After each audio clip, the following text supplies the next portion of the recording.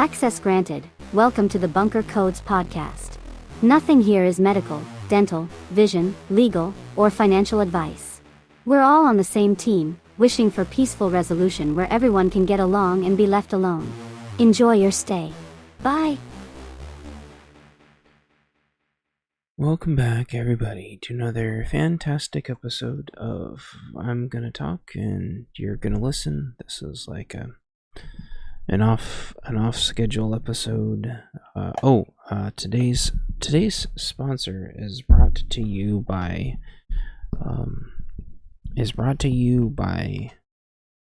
the planet Neptune, and we have the travel agency that I have paired up with is offering everybody amazing deals to Neptune right now, and if you use my discount code, you actually get 10% off your flight to Neptune.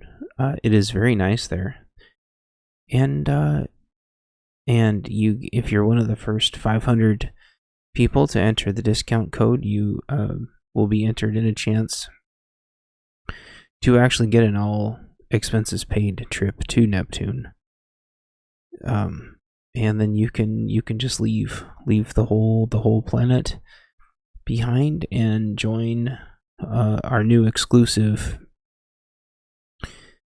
colony on Neptune, where I assure you will be much safer and happier than anywhere here, and it's fun for the whole family.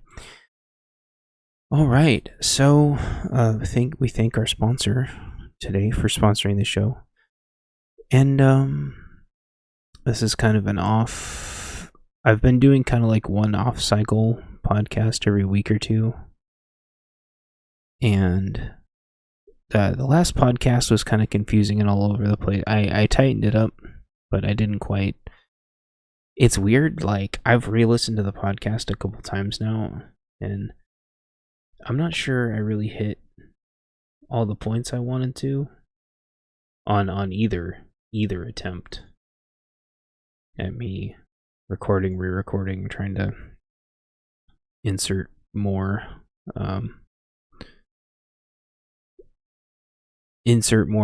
context, and so I had some kind of notes here, and so this episode's going to be, I don't know, I guess we'll call it the housekeeping episode.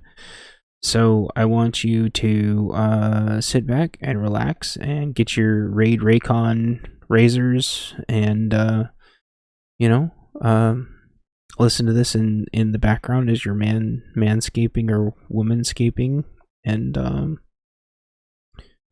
so we'll just we'll get right on with it. The first thing, we were talking about gold last episode. A bunch of the content was cut, but it was mostly nonsense.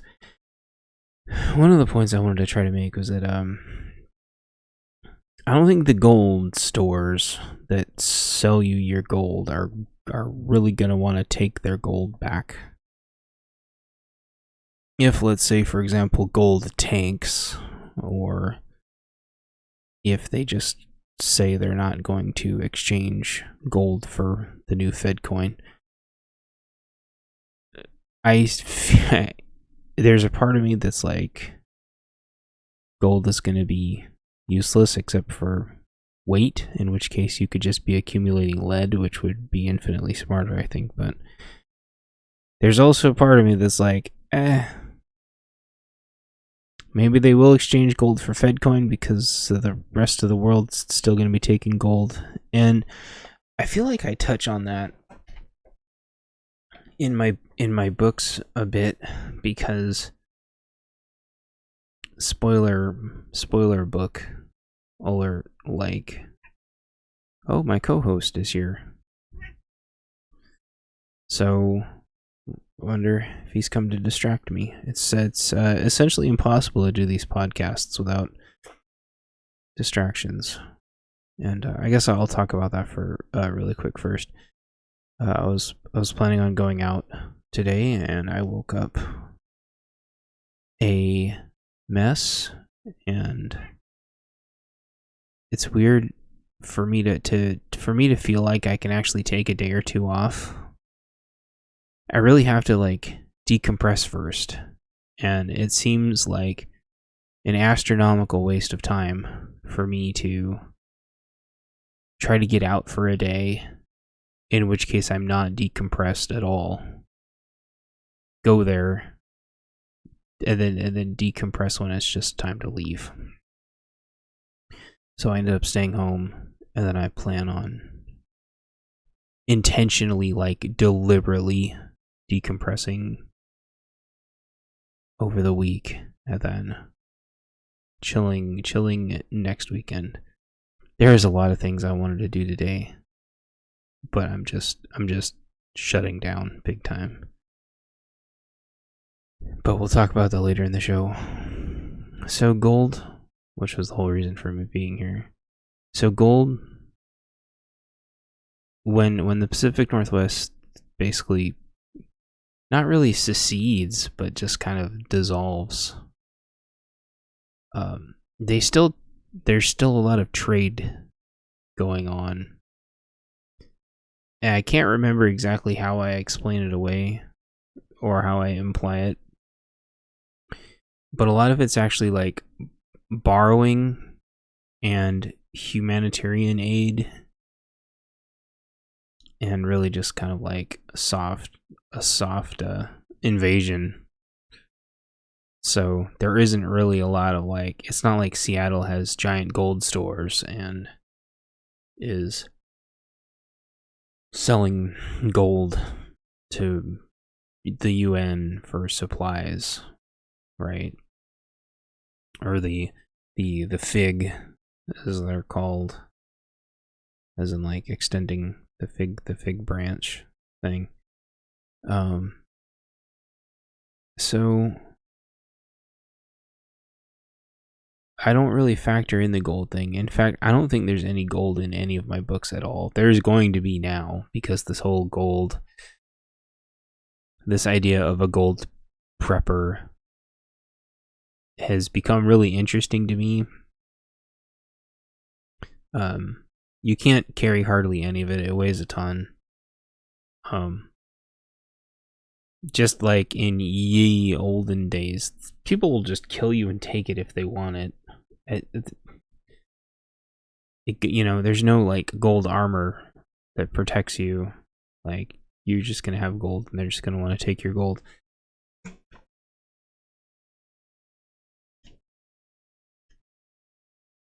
Actually, I'm gonna get a little bit more comfortable. I'm gonna pause this real quick. Alright, let's get relaxed here. So, yeah, the gold thing. I think, like, the banks and stuff end up getting used in, like, the vaults and things, and it's kind of implied that people do start, like, re-centralizing and protecting and guarding their wealth by like moving it to old banks. I think in Heartland I even talk about that a little bit. Like, it's sort of implied that everybody kind of finds the gold that they do have, bring it to like centralized banks. Sorry, I keep repeating that. And then basically issue their sort of own currencies, or they kind of use it to shore up like a new currency that's basically based on oil. And the reason for that is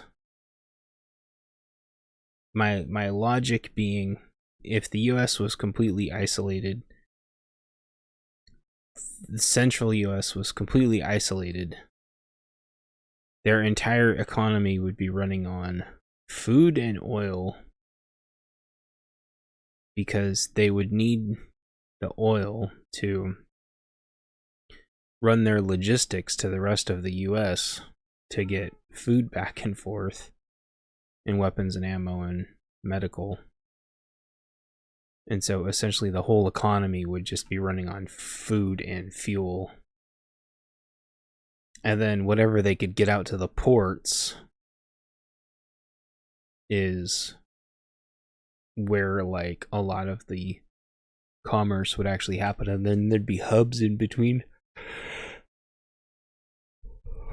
which I cover as early as I think book 5 or book 6, I think. So a lot of this was like planned really, really, really early on. But a lot of the idea is that the US would largely be self-sustaining, except for agriculture and logistics. Because I don't think I thought about it at the time. But at the time, like, battery technology was like, even lithium ion, the batteries were very, very underpowered. You know, you could charge a phone, and that's really it. Like, they hadn't quite, I don't want to say that they hadn't mastered it, but they hadn't standardized and mass produced a way to, without proprietariness, run a like a CPAP machine off a battery. They existed, but they were proprietary. You could run a cell phone from batteries, but if you wanted to run a laptop from batteries, it was proprietary. They hadn't quite got like the throughput and the sustainment really standardized yet. And if you wanted anything bigger than that, you had to either get like glorified like battery starters, except deep cycles, which I talk about a lot, or you have to get what's essentially a UPS, an uninterruptible power supply. And those, I don't want to say those were like prohibitively expensive, but they were special built. They were purpose built, and you could just sort of kind of use them for everything else. So like in my books yet, I hadn't really fully realized how prevalent lithium ion would be. And certainly like lithium iron phosphate was just like a glint in everybody's eye. And semi-solid state batteries were like it was like science fiction at the time. So that's why in my brain, although I don't think I talk about it in the books at all, in my brain, like, the future was always like portable nuke cores, where you just like, if you needed to power your truck, you went to the fuel station, you kind of like shoved your fist in your truck and grabbed a handle and twisted something and pulled out a core, and like blue steam came out, and then you handed the attendant your core, and he would put it in some kind of a case and shut it, and it would lock, and then he would open, or no, he'd open the case and then give you you'd trade cores, stick your core in, your truck would power back up. It only really ran on batteries for, a few minutes. And then your nuke core would like power back up, and you'd be good for 500,000 miles or something, like, on one nuke core. Like, that's what I saw the future being. And I guess I can kind of justify that by saying battery technology has been moving so fast. Even like proper YouTubers, it's not that they haven't been able to keep up with it.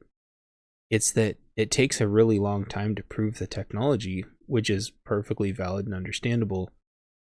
And I've noticed this a lot. By the time they prove out a battery, the next generation is out, or at least the next version of that generation's out, And then the next one's already in prototyping. And that has been the standard now for,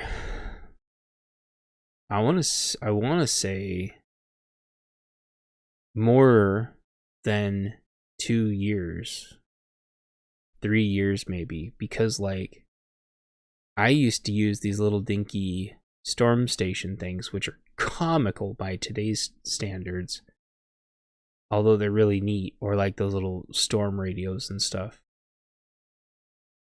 They run off like a couple small batteries, or like at best, I can't even remember what kind of battery they run off of. They're just these cute little things though, and the way the antennas are set up and stuff, like if you're not careful, you can damage them. The core of them is really robust and overbuilt, but the batteries are really underpowered. And while they have great antennas, if you're not careful, you'll destroy the antenna, or someone will just steal the damn thing, which is what happened to me. So like we went from all that little rinky dinky stuff to like Goal Zero 300s and 500Xs, which were like really, really, really good. But they're volatile as hell. I mean, they're light and they're just tons of power, and the charge controllers are just great on them. You can take in a bunch of power, you can output a bunch of power. Like, you can't run big stuff on it, but you can run all your like medium stuff, and it is not that heavy, and it's super portable. And the plug and play solar panels for just great. Like the whole like Goal Zero's whole thing, they just killed it in a market of just Chinese fly by night, like really, really hard to trust a lot of these companies. Because as you know, with China companies, like they whore their products out to like 10 different distributor names, and it's impossible to tell what's going on. And with batteries and like those big capital investments, even if you have like one big battery for a household, you're already like leaps and bounds ahead of a lot of everybody else. And a lot of people, I think, unfortunately spent tons of money on lithium ion, and they didn't know that there was already like just another quantum leap coming. But I would still argue there's like a lot to say between lithium ion and lithium iron phosphate. So I'm getting off on like a big tangent here. And so there's trade-offs and pros and cons, but I mean the lithium ion stuff's going to die out just because it doesn't have a lot of uses, whereas we'll still be using lithium iron phosphate in probably 15 or 20 years. Because people have it laying around, and it's super safe. It's just heavy, but it's safe and it's robust and it lasts a long time. That's what preppers love. And lithium iron phosphate is that. It's a big tanky, blocky juggernaut of power, and that's just got prepper written all over it. And I think when I wrote my books, like, I didn't plan on everybody having just like shit tons and shit tons and shit tons of like giant batteries and solar. And in one regard, I'll say I'm not too far off, because the battery technology changed so fast and it was so expensive that nobody could afford it. And with the move to the Green New Deal fitsing and puttering out because of tons of political challenges with China's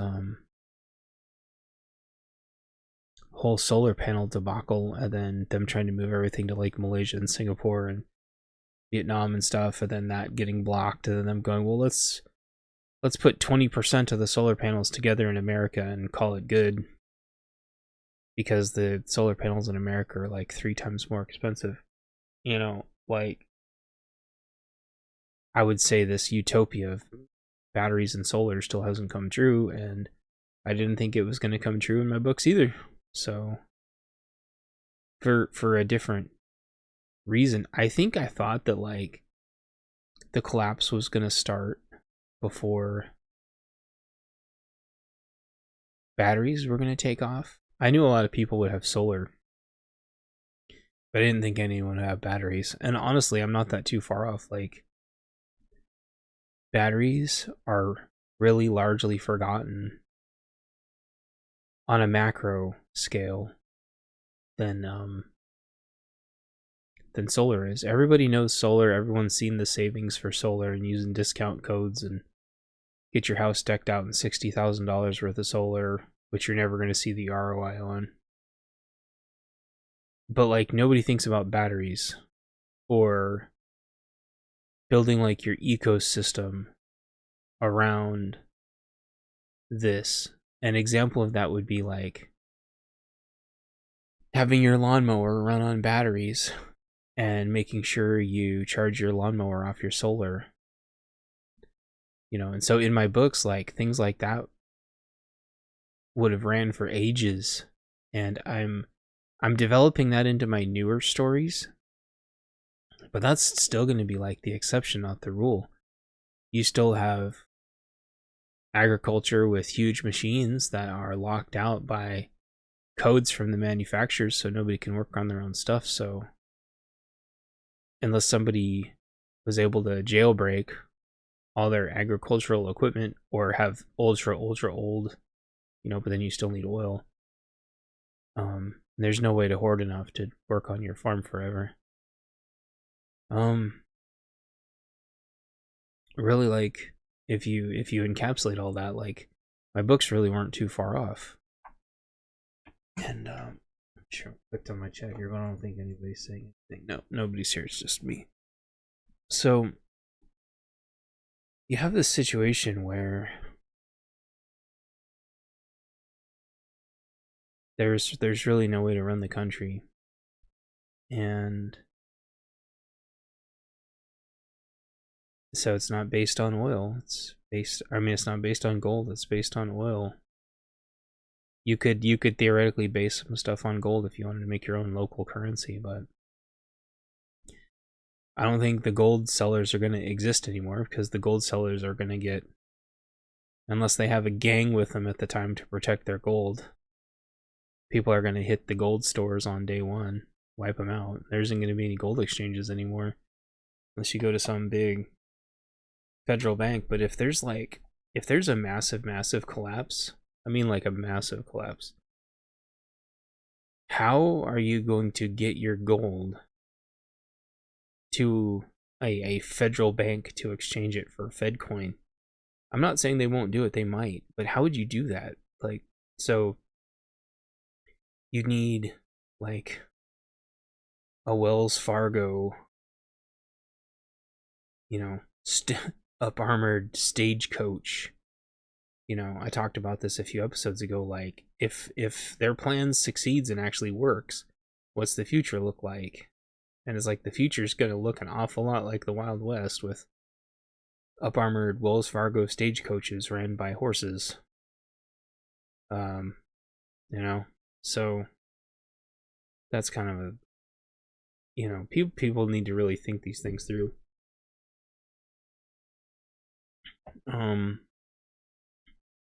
So yeah, I guess I'll just leave that there for now.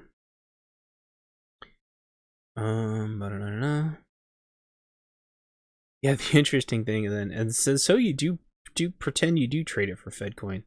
Like, you're still gonna need a smartphone. It's still gonna need a digital SIM card.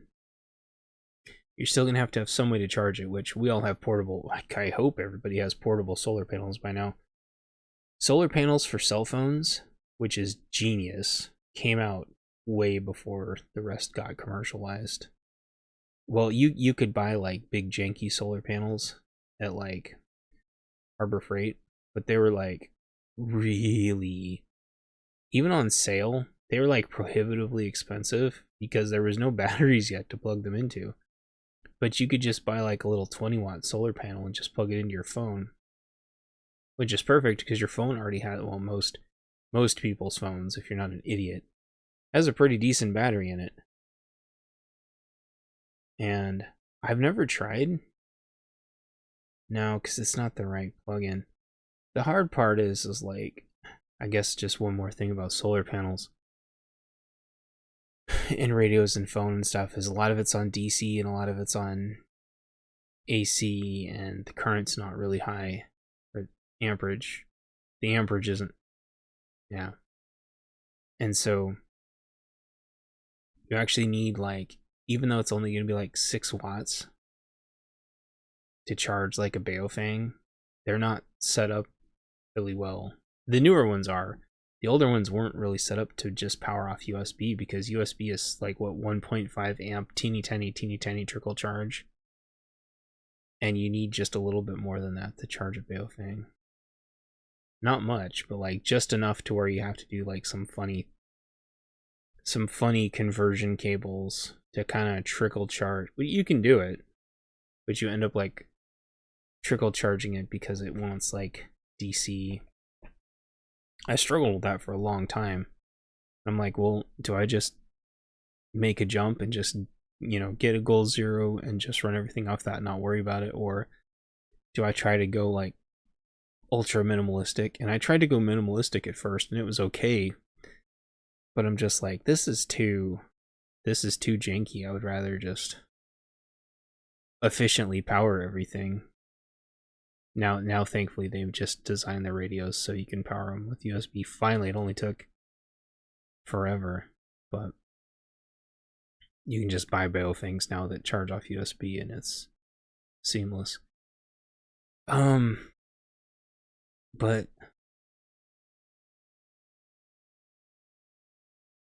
the kind of the first generation of approachable portable power was like 20 watt USB solar that could go into like a 20,000 milliamp hour battery, which was enough to charge phones and tablets for days, but just not quite big enough for a laptop. And I really think part of that, the more I keep thinking back to this than forgetting and thinking about it, I really think it had to do with what could or couldn't be on an airplane. And so nothing went past like 26.8 thousand milliamp hours. Just everything bigger than that is basically just a big chonky block, which is fine. But yeah, I would hope by now everybody would have the solar, a little, even if it's like a little 20 amp portable solar panel to throw in their backpack. You'll forget it's there, and then 20,000 milliamp, or even like a 10,000 milliamp hour battery. Because like, if you're going to run FedCoin off your phone, or if you're going to be running like a parallel economy with crypto, you're going to need a way to keep your damn phone charged. Or if you have cold wallets. Because if you're running FedCoin, you're still going to need a way to connect to the internet. Or if we get to satellite by then, your phone will need to be connected to the satellite. And if, depending on how janky that is, you'll be needing to run a satellite dish. And to run a satellite dish, you really are going to need to be running like a bigger, proper,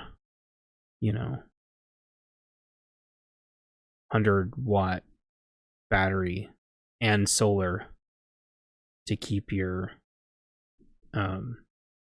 satellite dish running, to keep your internet connectivity enough to make transactions. Unless you are going to like grocery stores that have Wi-Fi and stuff. But I still think that like most grocery stores, you're going to be stuck outside of it. There's going to be armed security, and then you're going to be making your orders basically through armed security, and it's going to be really tight, and it's only going to be open a few hours a day. Because like the Target, like if you think everything's fine and you think the cities aren't on fire, like the Target downtown just got destroyed again the other day. And for some reason they took like the boarded windows off they like unboarded the courthouse, but they left the fences up. Like, they're not really taking security.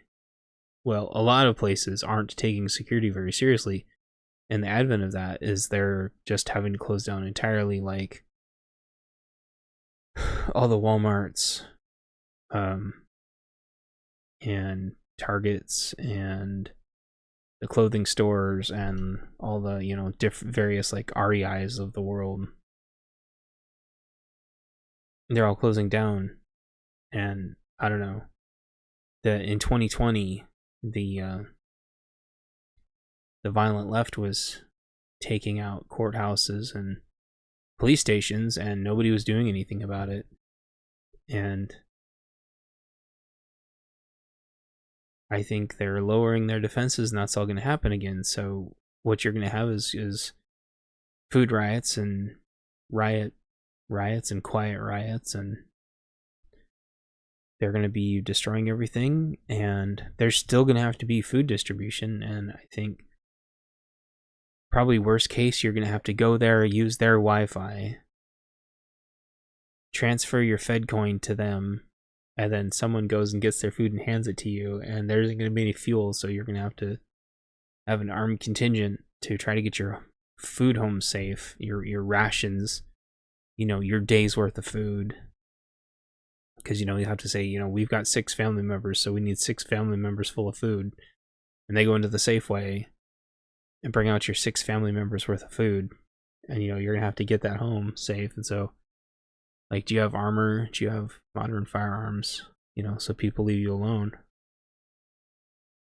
I don't think we're too far off from that. Yeah, that's like the big reset and the big crash, and we're just looking at, a smaller relative crash right now. But, like, those are the things you should be preparing for. So with gold,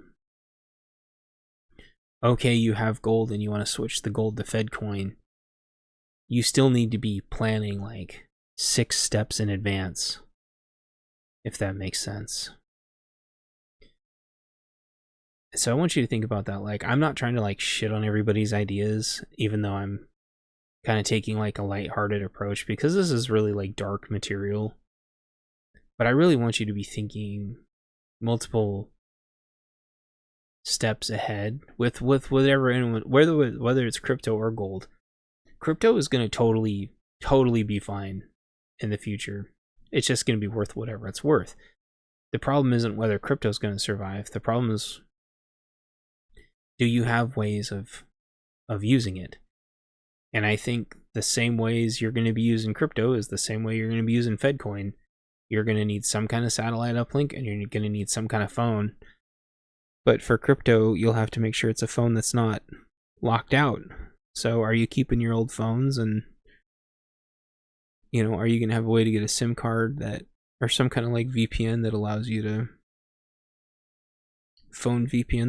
move crypto around without it being blocked by the powers that be? And are you accumulating that crypto now? So when they shut the exchanges down and you're using your wallets that are maintained, even though they're like your wallets and your keys and your crypto, like those servers are those servers being maintained in countries that are going to survive the collapse? So so the infrastructure's still up, so you can still sort of think about those sort of like the ISPs getting to the blockchain. So that's kind of just a roundabout way of saying like how energy and gold and crypto sort of all coalesce, which is why even though I have like one or two meme coins, they both have ecosystems, and so it's kind of just for fun. So I have some skin in the game, but most of my crypto is in crypto that I could actually use if pretty much everything goes down, which means it's fast and there's almost no fees, and it's a very, very efficient, a light coin, if you will. And so I have thought about a lot of this, and I do have skin in the game. I do have batteries. I do have modern ways of defending myself, and bandages and food and stuff. I have those things. I just don't advertise a lot, because unfortunately, like, how much preps you have and how prepared you think you are turns into like a giant dick measuring contest. And I don't have a ton. I just have what I think is enough to like just survive first contact. Because surviving the second wave of whatever happens is just like an infinite amount of possibilities. And if you survive the first one, you can figure it out. You might think, oh, you're prepping for nothing. The Rona lockdowns were, I think, the closest thing we've got in a long time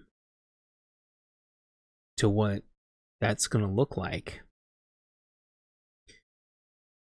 And we intentionally went out in it over and over and over. Because, like, if you don't do things like that,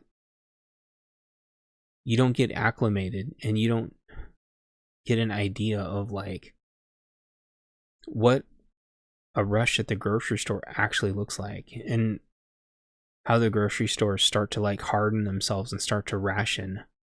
And how some of them turn into just total Gestapo.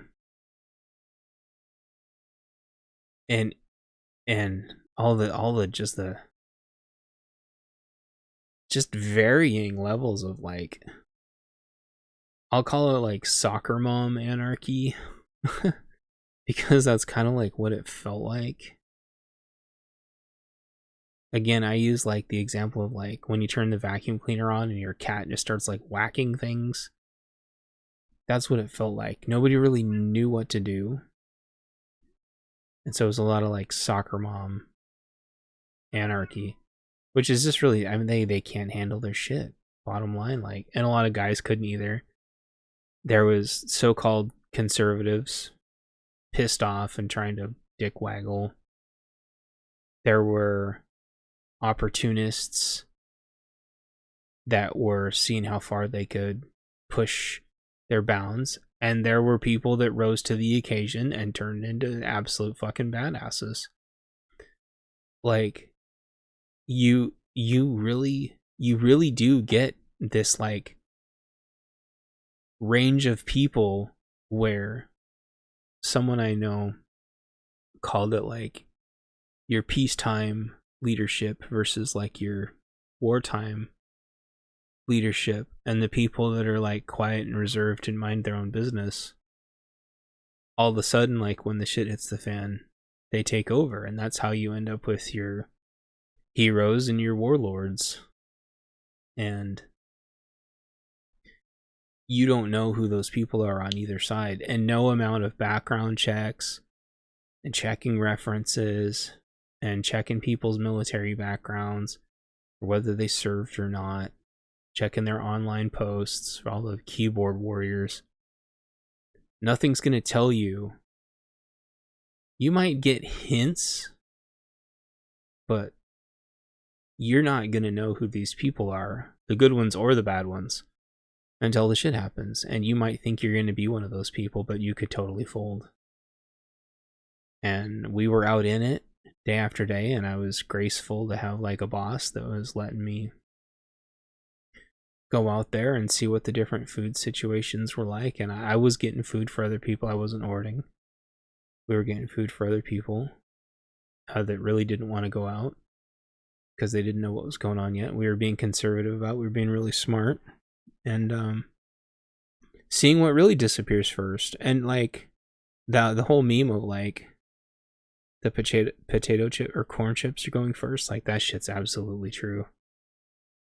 Like there was so much shit in my books that's just like hilariously true. Like tampons and women's hygiene stuff was last, and things like bread and chips, although, you know, all the French toast materials, you know, milk, bread, eggs, those are always just the first to go. Toilet paper, obviously everybody knows that. And then potato chips, corn chips, soda, all just the stupid shit. But then now I would add like diapers and baby formula, because I think the women got wise that they can't count on people to go get things for them that they need. And so now it's like diapers, baby formula, and women's hygiene stuff, like Tylenol, baby cold medicine. Like, if you're not stocking up on those things, and I don't mean hoarding it when there's almost none available, but like, if you're not stocking up on those things, and then if you're not prepared to sacrifice to get in and out of those stores, you're gonna have, and then if you don't have a way of safely storing that stuff, you're gonna have a hard time. And I forgot why I'm talking about this now. Oh, and so post, when things get bad and they start locking the stores down, and you've got to go there and use your Fed coin, and there's 12 armed security at the door with like shotguns leveled at everybody, and they're in just so much armor you can't even see them, and they're the one doling out the groceries. You've got to remember that like there might not even be any Tylenol in there, or they won't be handing out big Tylenol bottles. You might be getting like a zippy bag of like 10 Tylenol. Like, you see what I'm saying? Like, and if you think this is really far off, it's not, because during the Rona, Tylenol was one of the first things to go. And Costco has 5,000 count bottles of Tylenol. That was gone. That was gone for months. People were walking into Walgreens and just stealing armfuls of Tylenol. And Walgreens didn't have Tylenol for months. So, if there is any at the grocery store, they might give you like a zippy bag of 10. And you might have to ration those out. And if your kid has a fever and the Tylenol is the only thing keeping them from burning up, and you can't get into a hospital because the hospitals are overflowing and they've got 20 armed security guards in full armor and shotguns, you're not going to be going to the hospital to get Tylenol either. So you'll be able to go there for some things, but like, you have to like, your expectations are going to have to be like a little different. Again, it's not going to be like a full collapse. I think even like the really, really big collapse, I stand by this. I think even like the really big collapse, the one after this one, it still isn't going to be like a full collapse. Like, that's what I'm trying to say with like the batteries and the solar and stuff. Like FedCoin. We won't turn into like a third world country, any more of a third world country than we already are. But things are going to change, and your mindset's going to have to be, your expectations are going to have to be different. Like, you don't have to prep for like full off-grid, and most of you can't anyway, and most of you don't have enough room for the gardens and the chickens and the rooster that's going to piss everybody off. And then if you have enough like modern firearms to be defending your chickens constantly from every single freaking critter on the planet that's going to want to eat them, because they can hear the damn things a mile away, and there's a lot of critters that'll just butcher your chickens in one night, and then you're screwed. So there's a lot of things like that you got to think about that you might not be able to deal with. So you're really going to have to rally around whoever does have chickens and just guard those damn things with your life. And then you're going to have to figure out how to feed them. Chicken feed's been a problem. Fertilizer's been a problem. Chicken feed's been a problem in more than one way. And so you don't have to buy like giant battery banks and giant solar arrays. You're going to be like many steps ahead if you do that. But like, I guess what I'm trying to say is, if you're the 1 or 2 or 3 houses with like giant solar banks, I don't think that necessarily means you're going to be like the target, especially if you're the only one that knows how to use it. It just means that you're going to have to be prepared with things like, hey, appreciate you. Hope you're doing well, Freedom Chopper. I have a live studio audience. I think like if you have a huge solar array and a bunch of batteries, I think for your immediate community, you're not going to be a target. But imagine like making sure that you have extra heavy duty extension cords and extra heavy duty power strips, because you're probably going to be charging your whole entire subdivision's electronics. And you might say, well, they won't need it. It's the apocalypse. They'll probably need it all to run FedCoin or run their crypto, or they'll be running their tablets so their little kiddos can be entertained those long dark nights. And that's again why like having some movies backed up on SD cards or something, or having those little projection monitors for phones that don't really cost any energy much to run, so you could have all the kids watching cartoons like somewhere safe in the middle of your subdivision at night, so you can keep a head count. You can have a couple people watch them, make sure nobody snatches the kids up overnight while everybody else does patrols and stuff. And you can have like LED lights that run on all the batteries that you can kind of like redisseminate and rehand out. And you might think, oh, lights are going to cause a problem. But if everybody already knows you're there, you may as well have lights, especially if you've got a really decent amount of security and you have the right mindset to like keep people fended off. You may as well have light anyway. And if you have like night vision, folks with night vision, you can post them a little further out, have them wait, have scouts, have patrols. I don't talk a lot about a lot of this in my bunker books because like scouting and patrols and the mindset to actually like defend your property isn't exactly something I want to write down, but I think that's going to go into the advanced one.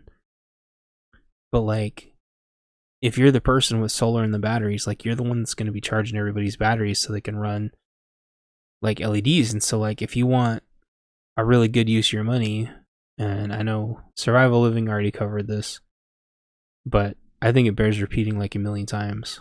Like when you see those LEDs go on sale, those big long strands of LEDs, those use almost no power.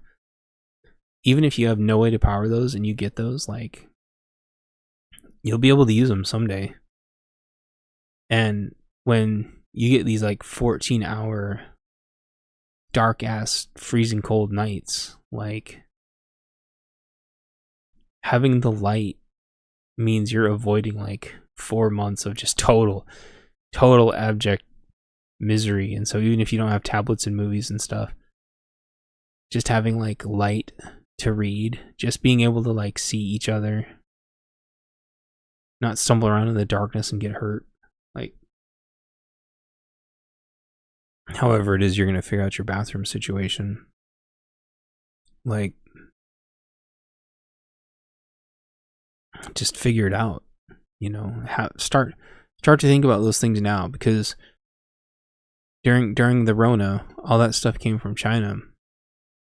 It dried up for a long time. Even like a lot of the branded like first party stuff, it dried up for like a long time.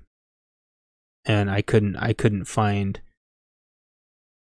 I had like my Goal Zero and my panels, but like before the Rona, there was whole corner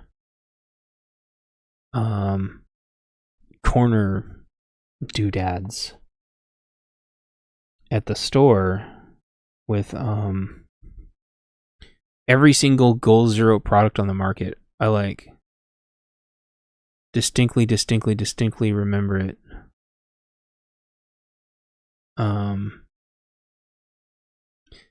I want to say it was 2019. Yeah, 2019, the year before our Rona.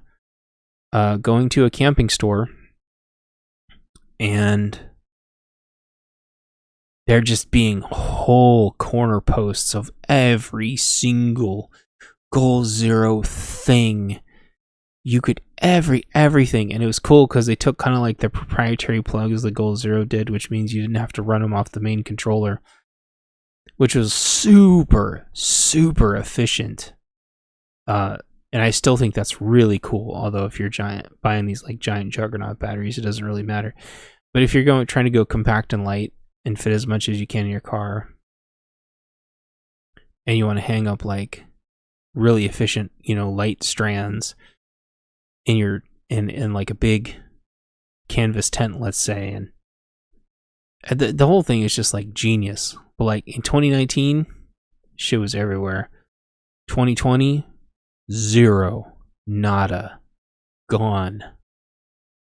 But I didn't have my Goal Zero battery in 2019, so I didn't think to pick up any of it.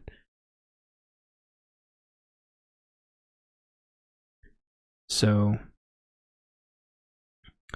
yeah, I'm going to take a break, and yeah, take a break, and then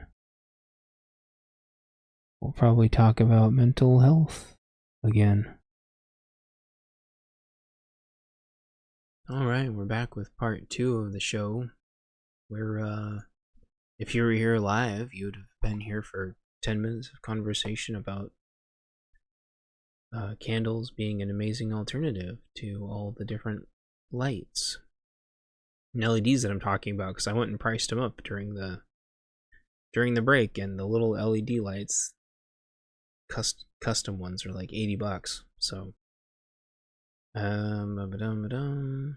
candles, Dollar Tree, get the candles and get some Strike Anywhere matches. Sometimes if you're really lucky, Walmart has just cases of tea lights for only like a couple bucks. They're usually kind of hidden though. Obviously don't hoard them if there's not a lot there, but if there's a lot there, I would suggest stocking up. The other thing is, if you look at tea lights, even though they look almost identical, the difference between like a 1.5 hour and a 4 to 5 hour tea light, they deceptively look almost identical. So make sure you know what you're getting. I've seen YouTube videos in sub-freezing temperatures where those quote-unquote 2-hour lights last about an hour and a half.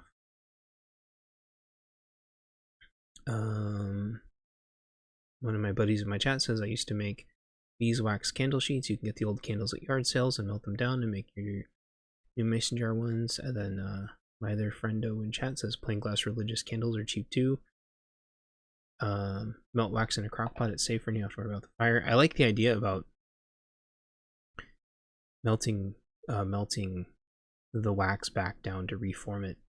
Also, old Crisco will burn a long time too. Yeah, my mom had tons and tons and tons of that because she used to bake with it before it was probably really killing my stomach. I think whether you want to do candles or jelly jams, like storing mason jars, lids, and the little tippy topper deals, you can use those for just like a million different things. Those are always good to keep around or trade. Yeah, burn it, don't eat it. Yeah, no shit. We want to make candles. We want to get, a house in place with acreage and like a warehouse, and just like store as much candle making material stuff as we can.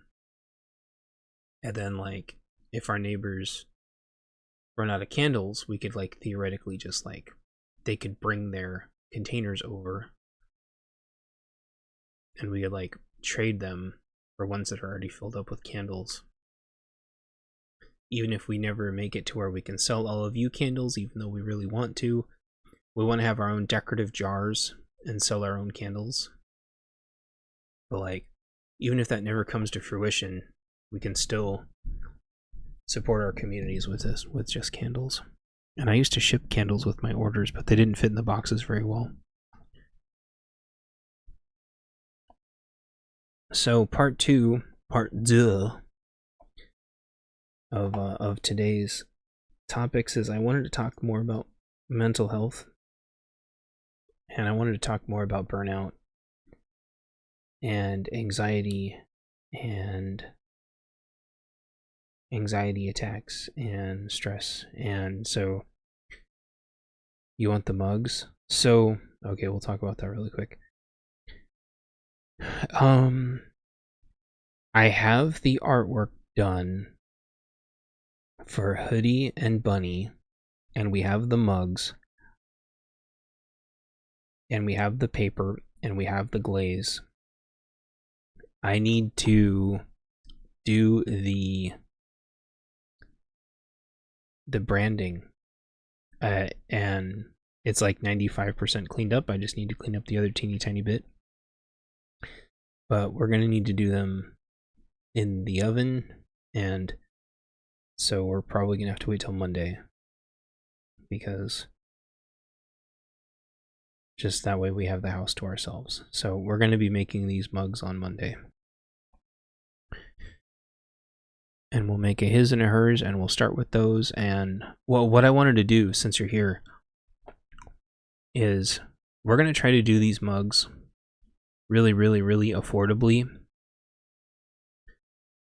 and kind of just charge a little bit for the mug, and a little bit for the ink, and a little bit for like the special paper, and like a little bit for the glaze. And then obviously the packing and shipping and stuff, we're going to have to pack these like crazy good, so probably most of the money is going to go into the packing. But what I'm thinking is, like, if you get them and you really, really like them, and you can tip more if you want. That's how I think I want to do it. I don't want to gouge for these mugs. These aren't the special super expensive mugs. We just wanted to get the right size and shape.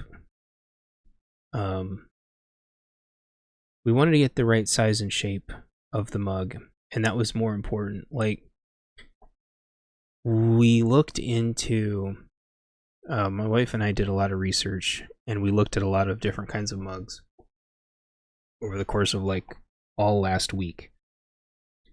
And the problem is, much like candle making and jelly and jar making, mugs are what I would call an MLM scam, much like everything else now. And so for us to do it in a way that's not supporting this, artificially supporting this giant MLM scam, we're going to be printing them ourselves, putting them on the mugs that we want to put them on, and not these like gate-kept, really, really expensive mugs. And so if you like them and they stand up to the test of time, and they end up being like really high quality, go for it. You know, tip us more money. But if they end up just being like wall hangers, then you know you got affordable. You basically, besides shipping and handling, didn't really pay any more than you'd pay for a mug at the store. And so I kind of wanted to leave it up to you all as to like how much you wanted to pay for them. Because I'll tell you, if we were going to do this for real, I would be having everybody buy us the mug and then ship us the mug that they want. And that would really cost a fortune. I think and it would take forever. I think our way of doing this is it's like sound scientific ways of us doing this artwork onto these mugs. So I think you are going to be happy with the result.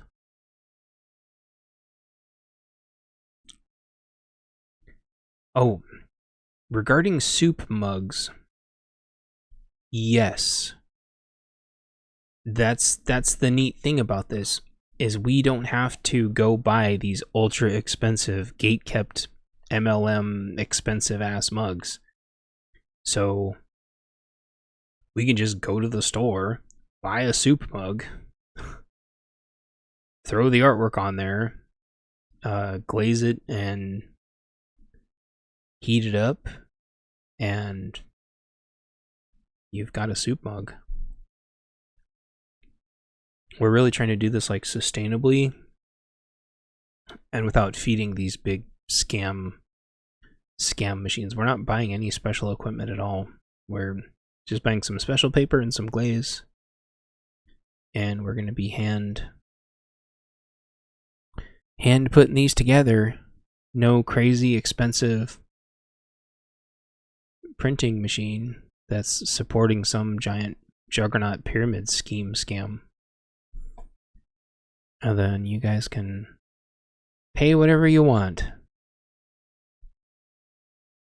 And so if you think the mug's only worth a couple bucks, then, you know, we're just going to charge you a couple bucks for the mug and the paper and the glaze and the ink, and then however much it is for shipping, and then you can just do whatever. No one's doing soup mugs. I was looking at those, like, I love those like ludicrously oversized mugs for hot cocoa. In fact, if you look at my bunker book, it's like the hot cocoa coma recipe. Like, if I ever wanted to just like knock myself out or like chill, basically like going into a sugar coma. But yeah, you need a really big coffee mug to do it. But we don't have a storefront, so these are kind of just going to be sort of like I did the books, where it's just going to be like to order. So you want this one and this one and this one, and you tell me, and you send me the money, and I make them, and, well, my wife makes them. And then we ship them to you, and then if you really like them and they're really high quality and you think they're going to be really robust, then, you know, you can send more after you get them if you want, but you're not obligated to.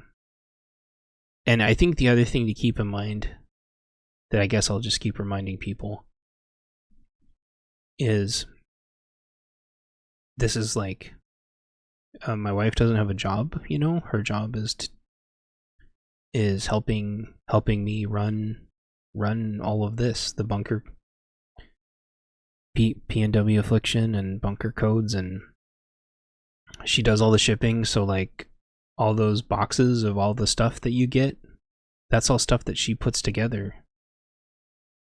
All that stuff that was wrapped by her. The box was packaged by her. She put that stuff together. She got it shipped out. She made sure the addresses were right. And so this is keeping her in the loop. So if you appreciate her, really, I mean, it's not that the money's not going to me, like, we're married and we're a team and stuff, but like, if you sent like a tip, you know, basically what you're doing is you're really tipping her, to be honest. She's the one that puts all this together. You too. She put all your stuff together too. So she put them all together, packaged them all. That's why they're taped so good. That's why they're bubble wrapped so good. So the same thing with these mugs. She'll be putting these mugs together too, and she'll be packing and shipping these. And she's the one that did the logo. You guys haven't seen the new logo yet. But yeah, she put it all together, and she very much wants stuff to do, and that's why we want to do these and candles. And so if you want a soup mug, you know, those are things we can do. And then if you like it, basically, if you send a tip, that'll be going to her as you know, and as an appreciation, and letting her know that you're thankful that she's a part of the team, and it's gonna make her feel included, and it means that she won't have to go out and try to find a job when there's realistically nothing to do anymore, because everything's closed down from the rampant vandalism and lockdowns and civil unrest and taxes and just total chaos. So she gets to stay home and work on cool things for you all. The bubble wrap's a good window insulator. That bubble wrap is good for so many things. We were really wise like a long time ago. And so we've been collecting bubble wrap for ages. And so all of the bubble wrap that we use for all of your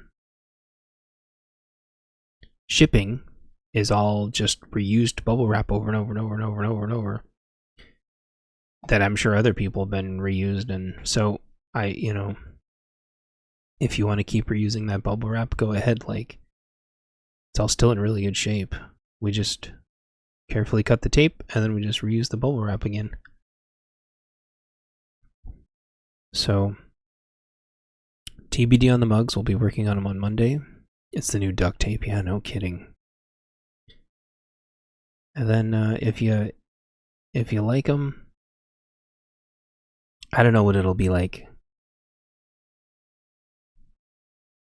Probably $10 a mug, maybe, which is way cheaper than what people sell their mugs online. I'll just go click on like my favorite coffee place really quick and see how much they sell theirs, and their stuff's all like, you know, commercial. And again, there's nothing wrong with them. Yeah, their coffee mugs are like $15. They look cool though, and they're like 12 ounces. I mean, they're like an okay size, but like, we'll be selling ours for 10, and they'll be a little bit bigger, but it'll be a different printing style. We could put the logo on the bottom too. I'm gonna ask Pears what she thinks about putting the logo on the bottom instead of the side. I don't know. We'll find out. We're gonna play with them. Put the wrap on your windows. Yeah, absolutely. There's a lot of great ways to insulate windows, and you can do a lot with just very, very, very basic plastic and packing tape. Because and I talk about this in the books a lot, like you're basically trying to make a giant air bubble. And if you have bubble wrap, you already have the air bubbles. But if you don't have bubble wrap, then just use a big piece of plastic, and you're basically just making a big air bubble. And it doesn't matter how shitty your windows are, and it doesn't matter how shitty your... I forgot what that stuff that holds the windows in is called. It doesn't matter how shitty any of that is, because if you packing tape a giant piece of plastic over it, no air's getting through there, and then you can just seal it with that foam if you need to. You make a moisture barrier. And no joke, your house will go up like 10 degrees. At least, just from doing that.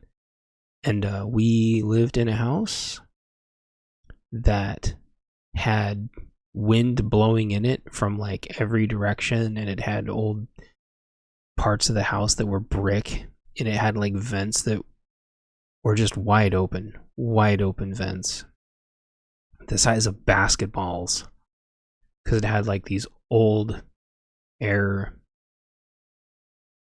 venting systems. Oh yeah, it's just insane. And we froze our asses off until we like finally had to like get weather stripping, and like we re-weather stripped all the doors, some of which needed like 2 layers of weather stripping.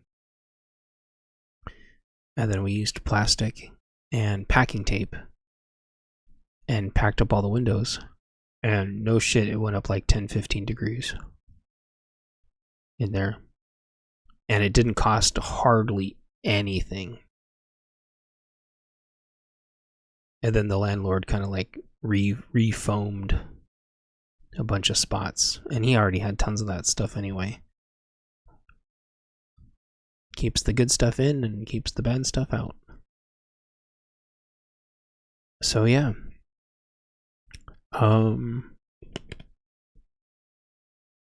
We'll talk on Monday about the mugs, and I'll hopefully have some pictures for you. We're going to start with 2.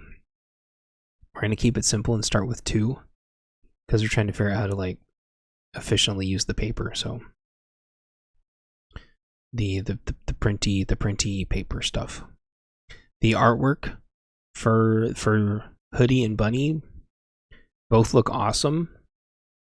In fact, I know everybody that's listening to this podcast later is like, who cares? This is the artwork.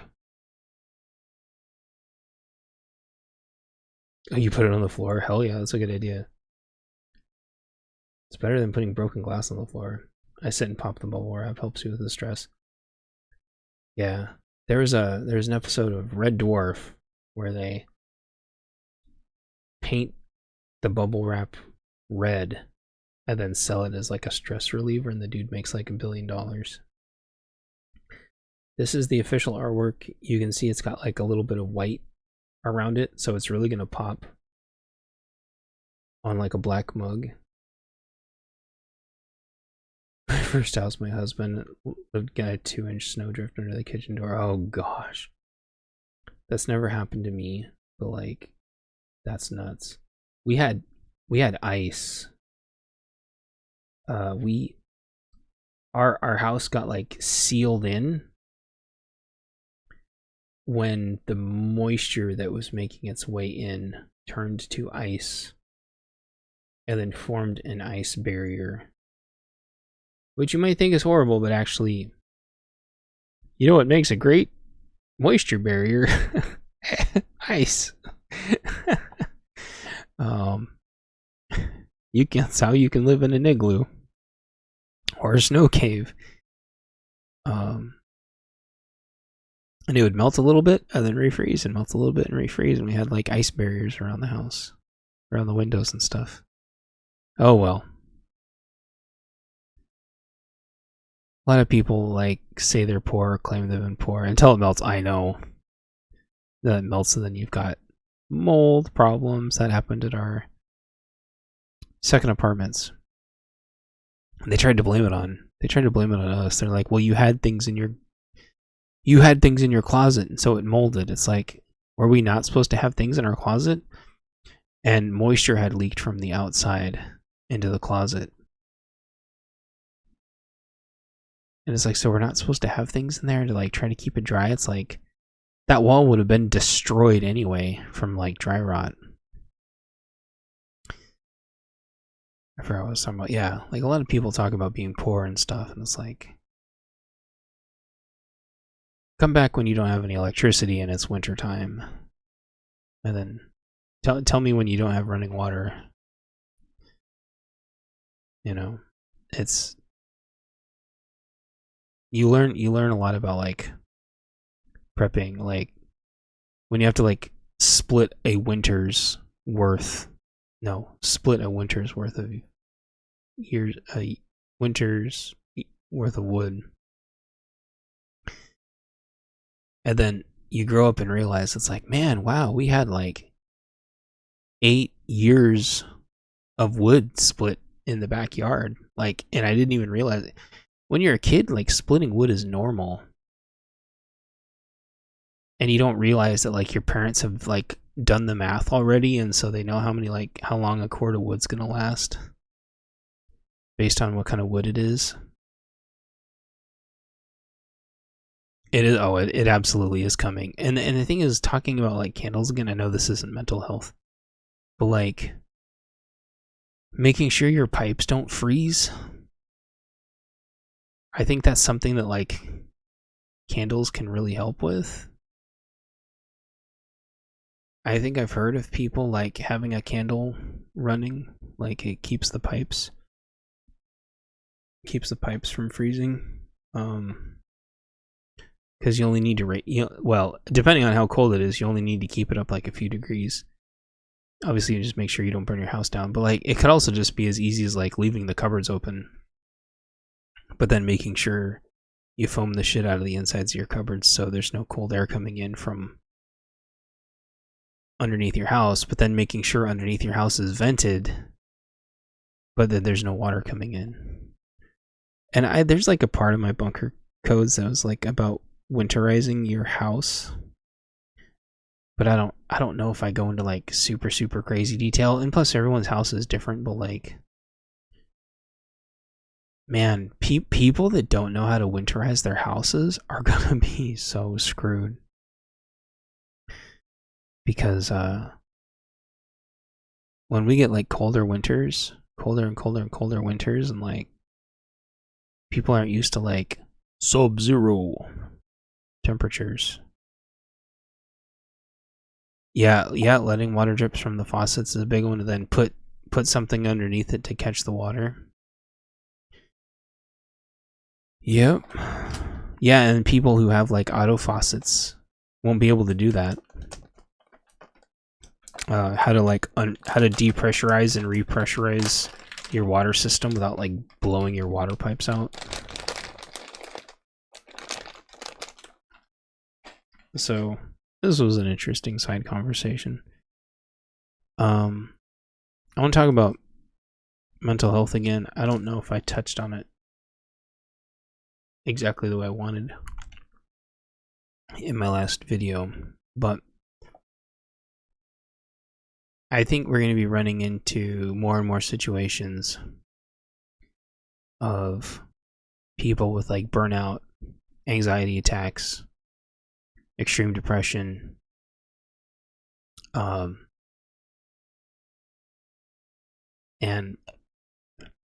basically just burnout.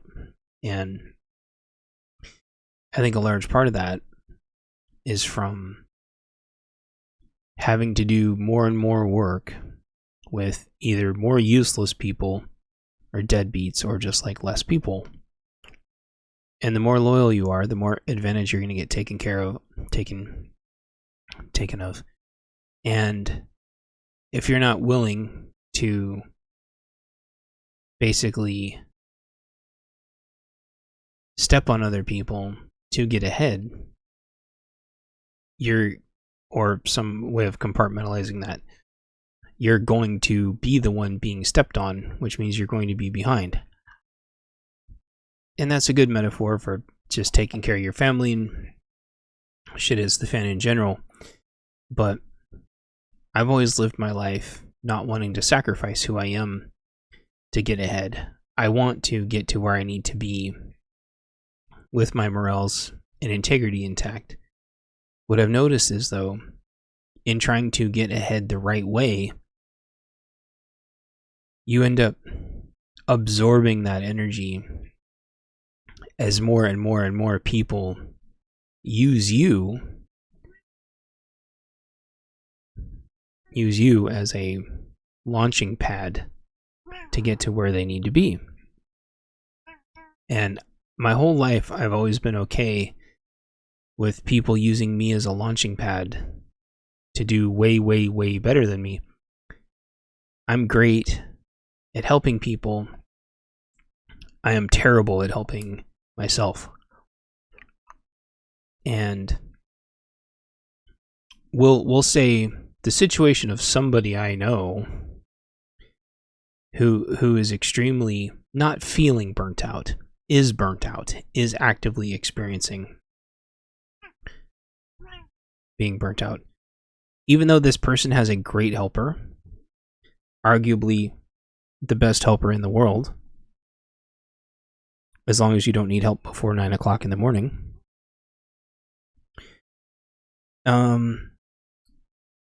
you'll see everybody around you catapulting ahead of you because you're loyal and you're faithful and you're consistent and you're a hard worker and you're high producing, high performing, and they're all going to use you as a springboard. And eventually it's really hard. Not that you have to be an asshole, not that you have to backstab everybody, and not that you have to be like the Titanic where you're like stepping on the other person to keeping yourself above water. You can lift yourself up and still elevate everybody else. You don't have to lift yourself up and then hold everybody else underwater until they're dead, metaphorically speaking. But like, this person I know, wink wink, has been burnt out several times over the course of the last couple of years trying to get this project going. And the response from management is, well, we're sorry for you feeling this way, but it's really other people making you feel this way, and you really shouldn't feel this way because this is the way it just has to be. And they have no defense against why their logic is completely wrong. Hypothetically, this is my friend we're talking about. And all the while, everybody around you is getting promoted and they're leaving. Now, you could argue like, I should be making more money, I should be the one getting promoted. But you also have to put into context that a lot of these people have been waiting a lot longer than you. And they've all been getting stepped on too. And so, if you believe in a meritocracy like I do, if everybody else works hard, they should all get elevated too, and then you'll all be stronger together. It's just important to make sure you don't get left behind. And so, as you get left behind because everybody else is abandoning the ship to take care of themselves, which is, you have to understand is totally fine and not be resentful. You have to be, I think I did this in an earlier video where I was like talking about finding your value. And my friend realized, as he's trying to just claw for his own job and how he's being told how you should be thankful and making him feel like he's just as valueless as possible and just barely worth a shit. It's important to like be able to take a step back and reflect and realize this friend that we're talking about, not me, that not only are they doing their own job, but they're doing their lead's job and they're doing their manager's job. And so while they try to distract you while making you fight for your own job, they won't tell you, they won't acknowledge to you, they won't volunteer to you that you are also doing the lead's job and the manager's job.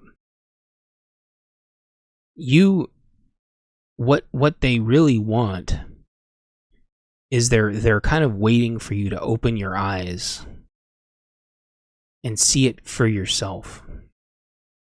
So you start fighting for it for yourself.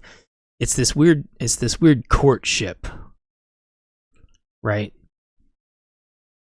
And I talked about it in the last episode, but I don't know if it got cut or if it was really confusing or if I just sped over it really fast. But getting people to fight amongst themselves, whether it's a prepper group or an identity group, whatever, or a work group, getting people to fight amongst themselves is a massive, massive force multiplier for the people in charge. Just like whether it's a riot or civil unrest or Panic at the Disco,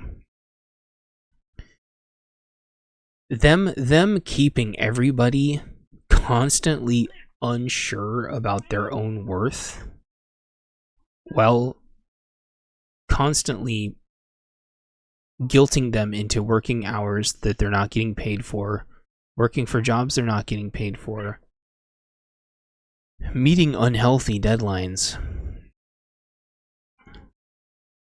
They will get away with it, and they will tell you that you're not really worth very much more. They'll tell you that because they can openly lie to you. And because many of them benefit directly financially from you not making as much money and the whole social hierarchy. But also because, I'll say this again, you haven't woken up and opened your eyes to see the universe that they live in. You haven't become them. You're not one of them, and they know you're not one of them. If you have the mentality of a worker bee that's never going to be worth anything, they will treat you that way your whole entire life, knowing full well that you're happy in your world, resenting them, getting further and further burnt out, and then they will blame you for being burnt out. Not because it's your fault, but because you let them walk over you for years. Because they can finger snap you out of existence in 2 seconds. Which they will remind you of constantly. And they keep you in this constant state of fear and panic to where you wake up every morning already shaking involuntarily, to where you're too sick to eat, to where the sound of people's voices sickens you, and you get unhealthier and sicker and unhealthier and sicker. And they intentionally land things over and over again for when you're on vacations. They guilt you to hell for being sick. Try to force you into the office even though that's unhealthy for a million reasons. And they will just keep telling you that the burnout is your fault. And that it's in your mind, and that you're all just group thinking. You're just group thinking this burnout. You're all talking about this so much that you're causing this burnout to exist. But goodness forbid if you try to do anything about the burnout, they'll tell you that you're taking too much time off and that you're not loyal, and they keep you in this constant state of fear and instability. Hypothetically, We're talking about a hypothetical situation. Because I'm certainly fine. And I didn't wake up this morning curled up into a ball shaking, unable to go on a drive and an adventure that I've been looking forward to. Because I was shaking so much that I couldn't even think or look outside or function. So it wasn't me, because I'm fine. I'm great. I'm actually great. So it's not me. It's other people that I've heard. Chad says, the elites enslave us in the workplace, work 40 plus hours and get 2 days off to spend with family. Yeah, and do your groceries and do your chores. And try to decompress. And I wrote this thing up yesterday, kind of encapsulating the spirit of burnout. What I think burnout is, and how exactly, like mathematically speaking, that it happened.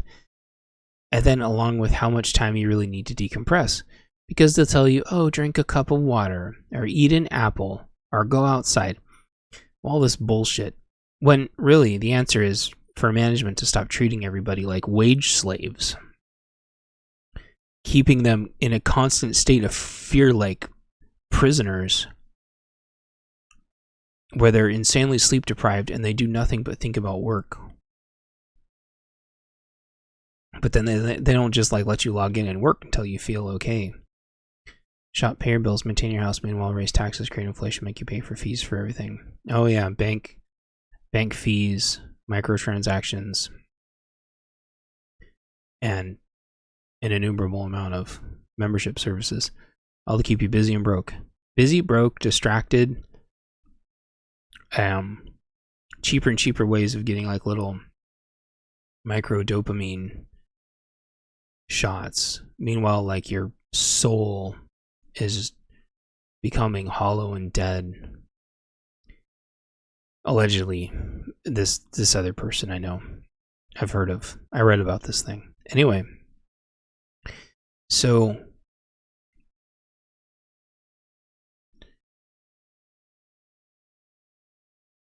what do you?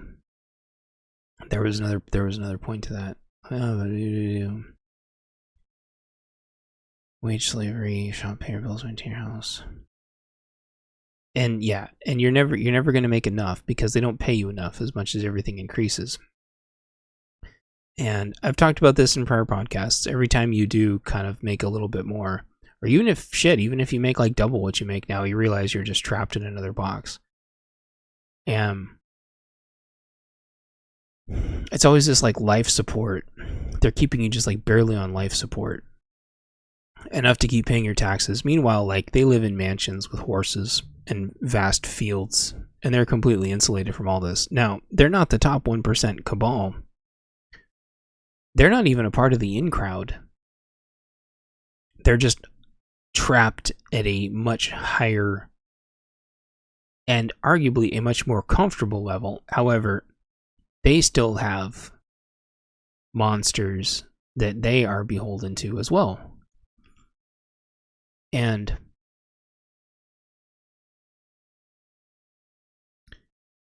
they can't, you're right, they can't take your hope away.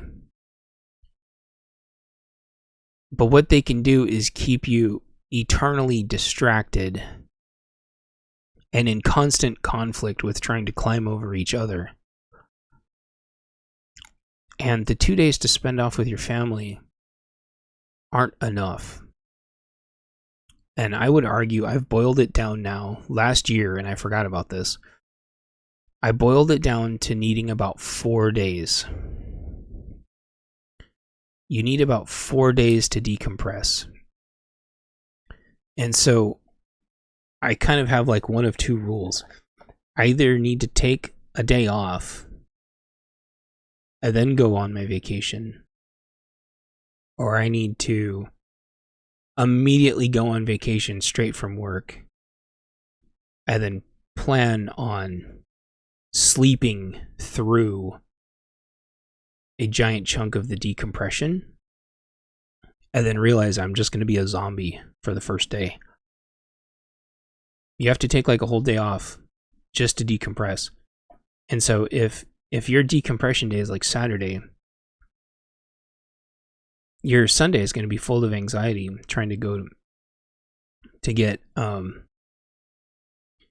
your groceries, which is already friggin' anxiety incarnate, and basically come home, eat something, chill, and then it's basically time for work again.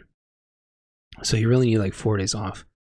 But then what they do is like either they fuck with you when you're taking your days off, so you just end up with more work when you come back, which is already anxiety, or you just know that nobody's gonna do your work when you're gone, so you're just gonna come back loaded. I can't even take my friend can't even take a lunch without coming back to already being behind. So 2 weeks of vacation is hilarious. I've never, unless I've been sick and I've been using my vacation for being sick, in my entire adult life, I've never used all my vacation. If I've ever had it.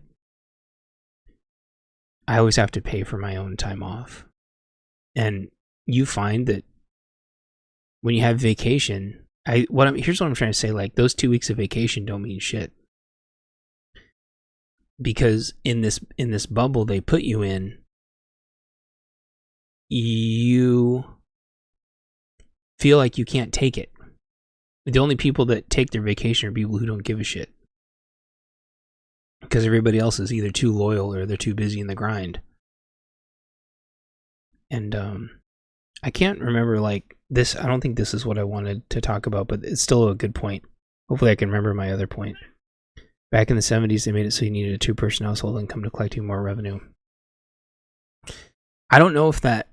I know the 70s was certainly a part of that, but I think... Wasn't it World War II where all the gals went to work to make military stuff, and then the vets came back and then they didn't have jobs? And then that was kind of the start of... They didn't make the gals get back in the kitchen. The gals are like, hey, this working thing is kind of helpful. I would argue though, having the gals work, as long as they made a reasonable amount based on the time that they put into it. If they want to raise kids, they raise kids, but they're not going to make as much. If they want to go corporate, they still shouldn't be on their laptop the second they crank the kid out, because I think that's barbaric also. I think having gals work for a reasonable wage based on how much they put in, not counting the gals that scam the shit out of it by like having a kid and then just like milking all that time and then milking raises and then getting achievement awards that they had nothing to do with, and then trying to schmooze their way into getting raises and then getting back pay and then quitting anyway. To me, that's a scam. You're not a mom. You're just scam bait at that point. But I also personally have known many gals who have had their kid, and while they're still in the damn hospital bed, their baby is in the maternity ward and they're already back on their laptop. And I don't think that's right either. I think there needs to be a balance. And if you're a gal and you go full corporate and you don't have kids, you should make as much as a guy. That's common sense. Here's the problem though. And this is what you're getting at. If you have your mom and dad working, you should be able to appreciate the full range of that extra income and that sacrifice of not having either a strong female or a strong male role in the household as much. You should be able to appreciate the range of the income that you have coming in from the dual income, but you can't. Right? All they did was conveniently, artificially adjust the prices of everything to account for this. And that's kind of the point I'm getting at. Like, I know people thinking making $100,000 a year is a lot, and there's people that probably think making $300,000 a year is a lot too. But society, this artificial construct that prices everything, whether it's like groceries, medical, pharmacy, the bajillion different insurances you need, the fact that you're going to need 2 cars and then you're going to need daycare. Like, everything in our reality is designed to absorb all of our income. So by having the gal go to work instead of making food and helping around the house, why does it cost $5,000 for braces? Why does it cost $2,000 to get a root canal and crown? Why does it cost? Why do MRIs cost? In fact, Goat has a. I like to support other YouTubers. Goat, GOAT, has a great video talking about like MRIs versus CAT scans versus like X-rays. And I've worked for insurance twice. Like, they are designed, mathematically designed. The medical industry is designed to milk every penny from our existence. I kind of get car insurance. When I lost my insurance, suddenly the doctors thought I was okay. Yeah, no shit. Car insurance, I kind of get that. And I think also you need to remember that your car insurance isn't for you. It's for whoever you fuck up by being an idiot. But if you're in a car, I don't believe in accidents. So if you're in a car wreck and you weren't wearing your seatbelt, I don't think insurance should have to pay. You're just a fucking idiot. So yeah, I have a really, like, that's kind of like my hot take. I think if you're an American and you're taking your own safety into your own hands, then you don't get insurance. But if you get injured at work because something that they do fucks something up, then yeah, they should have insurance to take care of you. But that also doesn't mean that you should be able to sue them back to the Stone Age. And it's the same thing with doctors' offices and dentists and stuff. Like, I think I've told the story before, like, I had high blood pressure and I was in a lot of pain, which is partially causing my blood pressure, and my tooth needed to be worked on, which was causing the pain, which was causing the blood pressure. And then they wouldn't work on my tooth because my blood pressure was too high, which was causing my blood pressure to go up. And then, which was causing me to lose more work, which was causing me more stress and anxiety, and it created this infinite loop. And it's like, would you guys please work on my tooth? Then my pain will go down, then my blood pressure will go down. They're like, we can't work on your tooth, your blood pressure is too high. I'm like, no, it's not. And they're like, well, it's right on the edge and we don't want to risk it. And I'm like, holy shit, you guys. So I go to the doctor and I'm like, all right, help me with my blood pressure. And they're like, well, we don't really know that it's actually really that high. It could just be that high right now. And I'm like, this is ridiculous. And this went on for months. And my eye got worse. My tooth got worse. And it just created this death spiral. I lost tons and tons of work. My blood pressure got way too high. My eye got super fucked up. My tooth got super fucked up. I mean, goodness only knows how much of my insurance they milked and fucked around with that until finally I had to sort of like deal with a lot of it myself. And I had to figure out a lot of it myself, even though they're all the paid professionals. My wife helped me a lot. And Ringo. Thankfully, that was like back when my work was like pretty accommodating, but like I was also working crazy hours. And so even missing like an hour or two to like fuck around with the dentist was just like, it was just so stupid. And they're just designed to milk the shit out of you. Like, you can have the best insurance on the planet. The best insurance money can freaking buy. And goodness forbid, if you actually need help with a serious medical issue, they are still milking the shit out of you. It is unfucking real. And what's that mean for mental health? It means you're going to be constantly stressed about money. It means you're going to be constantly trying to make more money, which means you're going to be constantly beating yourself up and taking less time for yourself and trying to get into the grind more and making yourself more sick. And then you'll be buying more junk food and buying more shitty video games that are just way overpriced for these quick dopamine hits, and then the game fucking sucks and you realize you spent $70 on a piece of digital something you can never get back. And because you believe this hype, or you try to play with your friends and the game goes sideways or whatever, you're like you're looking for the wrong things in life. You know? And critters really do help you physically and emotionally. I agree. And that's why I'm such a big proponent of getting your cats and your dogs signed up as emotional support animals. And also, unfortunately, as much as I love these little monsters, they can be really expensive too, and they can milk you dry too.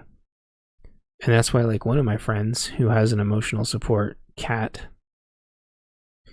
one of the smartest things he ever did, and he does a lot of smart things, but he got cat insurance for the cat, which hardly cost anything at all.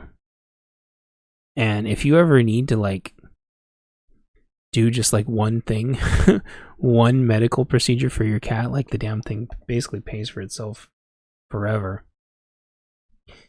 And that's the thing, is like, you have to try to find like those types of ways of getting ahead, like the more natural and, dare I say, like common sense solutions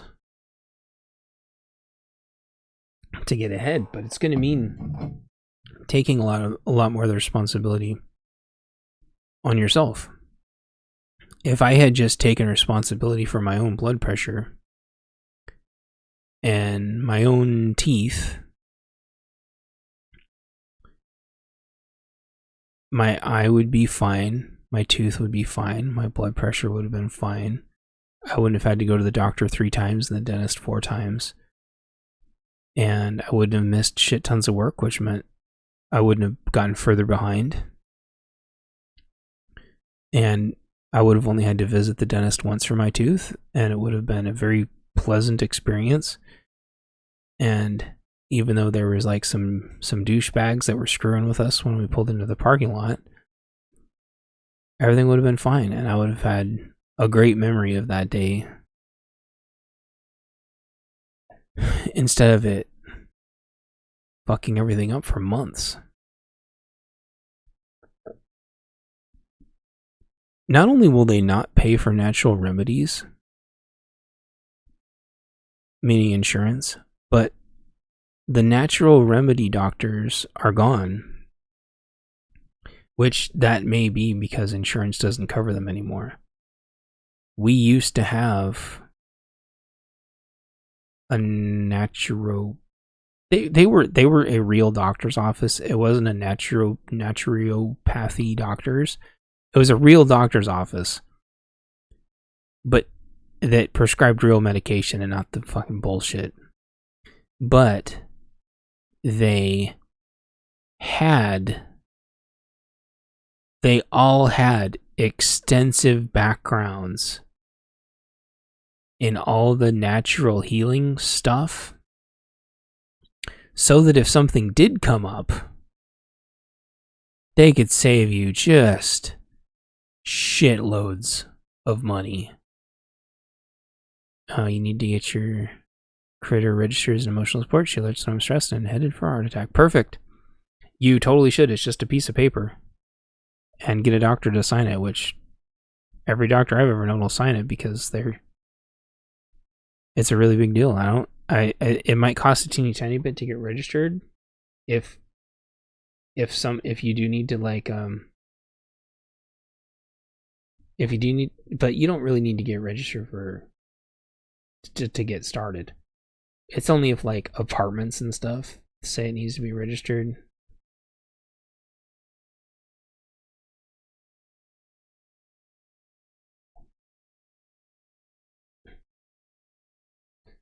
So to do the doctor thing and the paperwork thing, those doctors all had beef killed in accidents.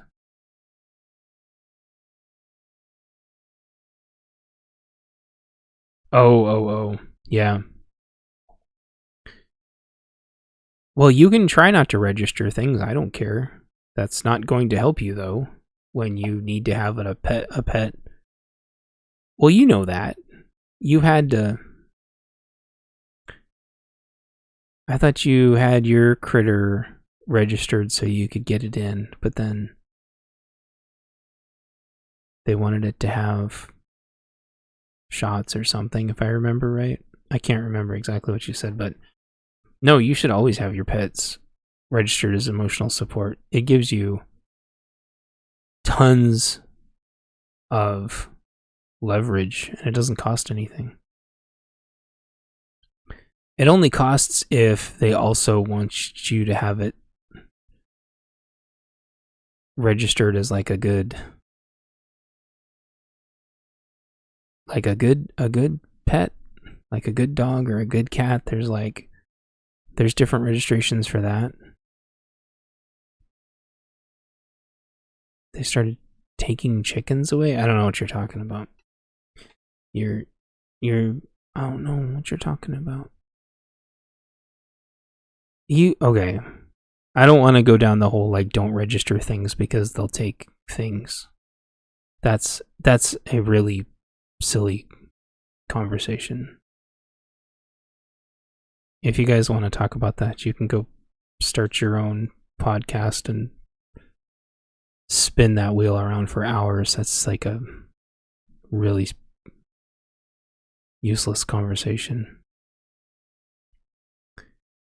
to have. I highly recommend you getting your emotional support animals registered because you can't be denied an apartment. You can't be denied housing if you have it registered. And that is a huge game changer if you need to live somewhere or move somewhere. It is a massive game changer. So, it doesn't cost anything. Your doctor can sign it, and then that gives you like the starting of the paperwork if you need to register your critter for other stuff too. And so, like if you need a house or an apartment or whatever, you just give them the document, and they have to shut up and deal with it, or they're discriminating against you, which lands them in even more hot water. And yeah, highly recommend that everybody do that. And yeah, we're back to regarding like the mental health of it all. Like this doctor's office, they would if the options were there, they would suggest to you like the natural more-ish ways of doing things. And like it was kind of annoying because they would recommend acupuncture for everything, and I'm just like, leave me alone with your stupid acupuncture. But there was a lot of stuff that like they were really spot on about.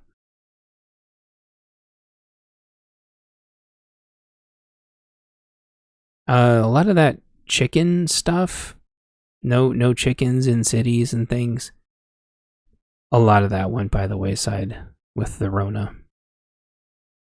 If I opened my window, I'd be hearing chickens right now.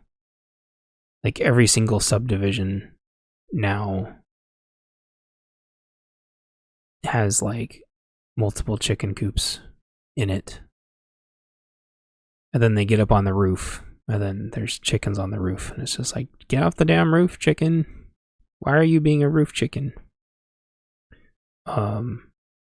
So that may have been true 4 years ago before the Rona, but during the Rona, you couldn't get eggs, you couldn't get chicken, and then during the bird flus, you couldn't get chicken, you couldn't get eggs.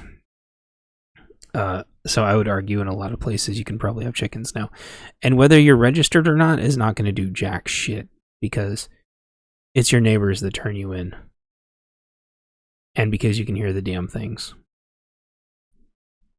Roof, yeah. There's the roof rooster. Our neighbors have like a roof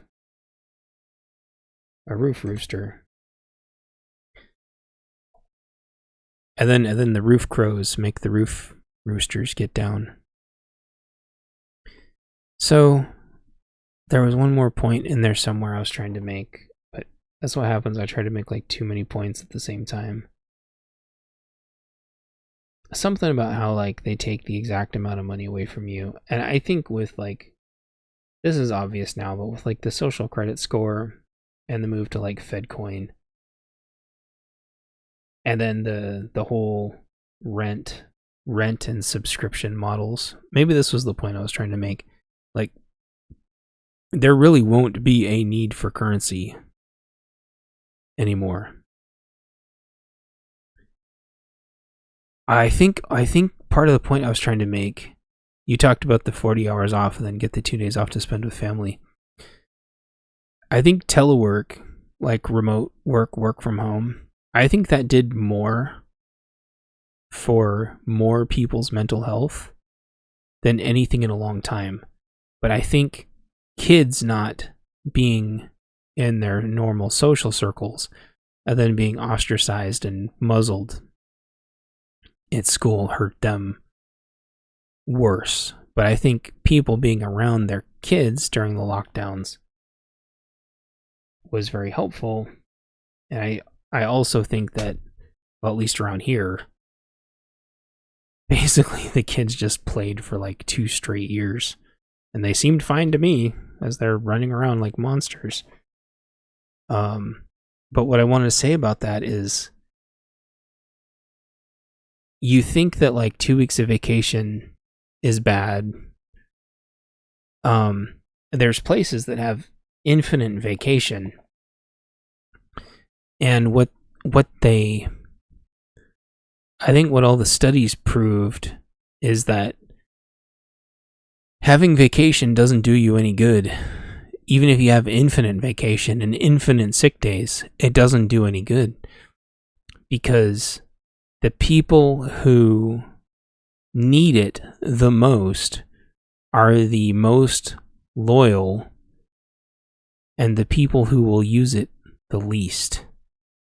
And the people who are fucking deadbeats, who everybody else is already carrying them, and they do not perform, and they're just useless jack-offs, those are the ones that use it all. And they go, oh, those people are ruining it for everybody else. No, they're not ruining it for everybody else. Because having them in the office is useless anyway. Having them on the payroll is useless anyway. Like, they are just milking the system, right? And that was kind of my point. Is like, if you surround yourself with high performers, and if you can get your systems into a sustainment mode, then you might not even need vacations unless you actually want to travel somewhere. Because work isn't stressful anymore. Because the whole system's in sustainment. Because everybody worked to get it into a good space. where it can just run itself and you can work on improvements. You can hire more people because the whole thing's more efficient. You can take on more work and it's easier. And then when the whole thing's running itself and only needs a few people to run it, instead of laying people off and then just cutting yourself short again, everybody can actually take the damn vacations that they want. Because you're making enough money and the whole thing's running itself instead of like being broken down all the time. And then after everybody's done with their innovations and their brains have been working, or they're done with their vacations and their brains have been working, then you can work on innovation again. When you can start innovating and planning and preparing for the next thing instead of constantly fucking grinding to just barely keep your head above water. And people aren't sick all the time. And your health insurance goes down because people aren't sick and dying all the time, bleeding out every orifice because you're fucking working them to death. And like, if you think that doesn't happen, it does in every industry.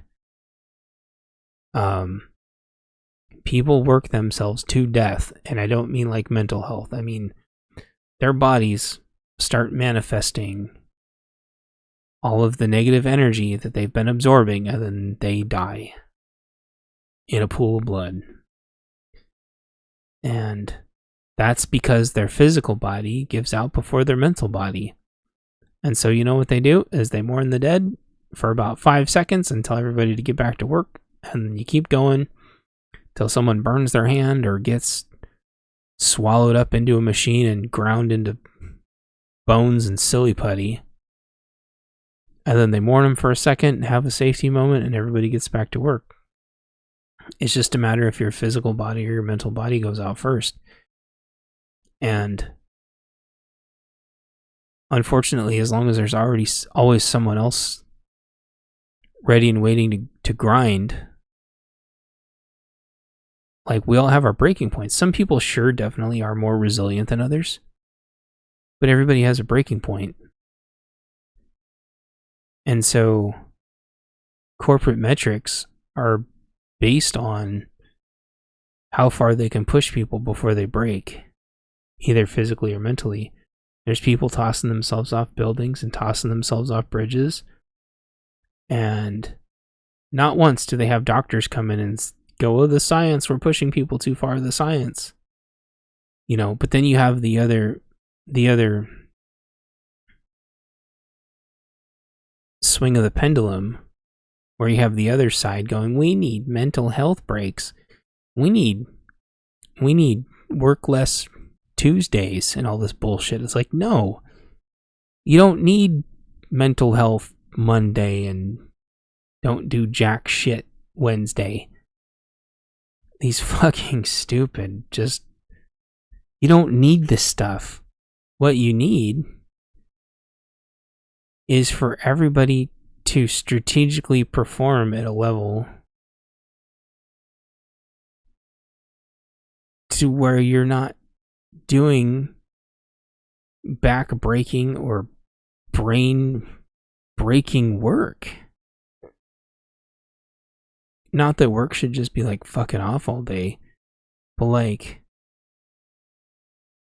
the goal should be to get to an achievable, sustainable model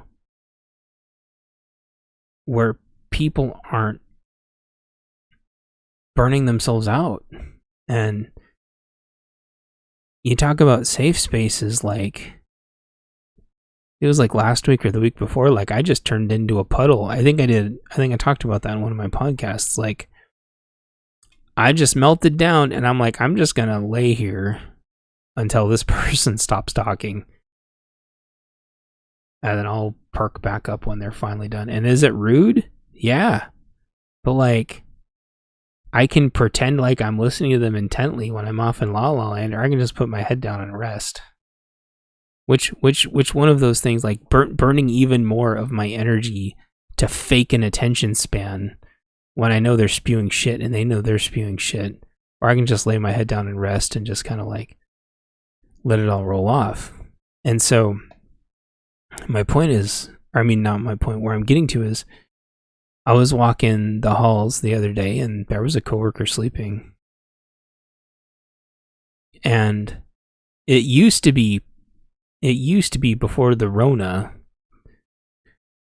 people were sleeping because they were up fucking around all night and they're just hungover, or they're just bored, or everything was just so ho-hum and nothing was going on. But now you just see like the deadness in everybody's eyes. This hollowed out, empty, zombie, dead husk. Because the only people you're seeing are the people who are too scared to just shut down and recharge, or they have, too much pride or too much loyalty, or they're social butterflies and they just beep beep beep beep beep beep beep beep beep beep beep beep beep beep, and then you're like, oh, okay, must be nice, because they get energized by being around other people, and they can't shut up. Beep beep beep beep beep beep beep. Never mind that the rest of us are like introverts and just want to be left alone and do our work and then chill. And like, that's why I like working from home. I can just sit here and chill, and I can steadily manage my workload, and I don't have to worry about finding a conference room, and I don't have to worry about other coworkers being weird or too loud, or they're really, on like a different wavelength.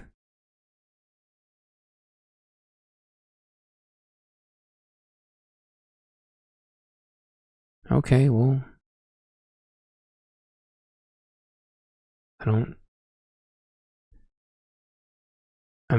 you can blame all that stuff. You can blame chemtrails and fluoride and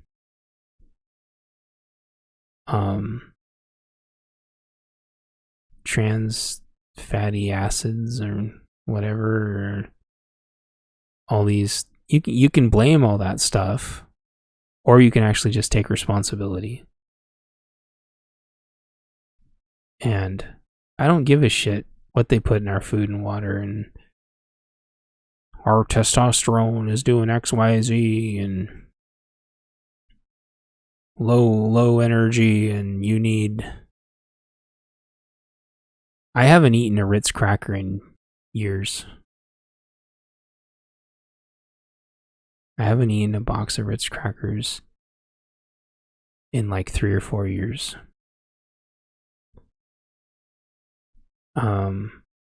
So I switched my diet around, and it's not perfect, but it's a lot better.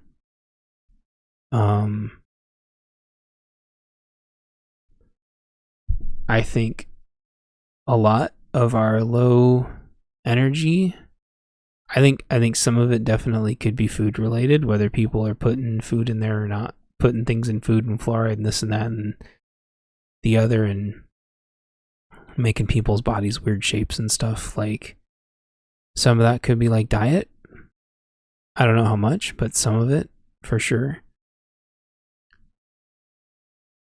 And diet can definitely affect your mood, but a lot of it's a mental game. A lot of it is mental.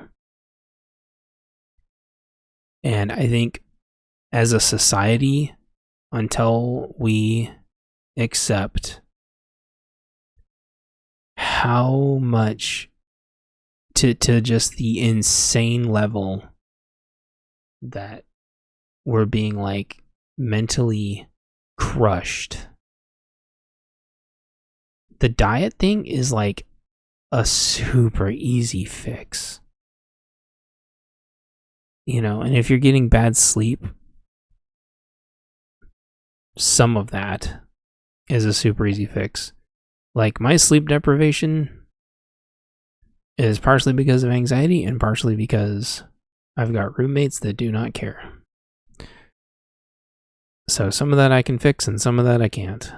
I'll be able to fix the rest of it someday. I also used to sleep under an airport. So under the flight path of the jets taking off.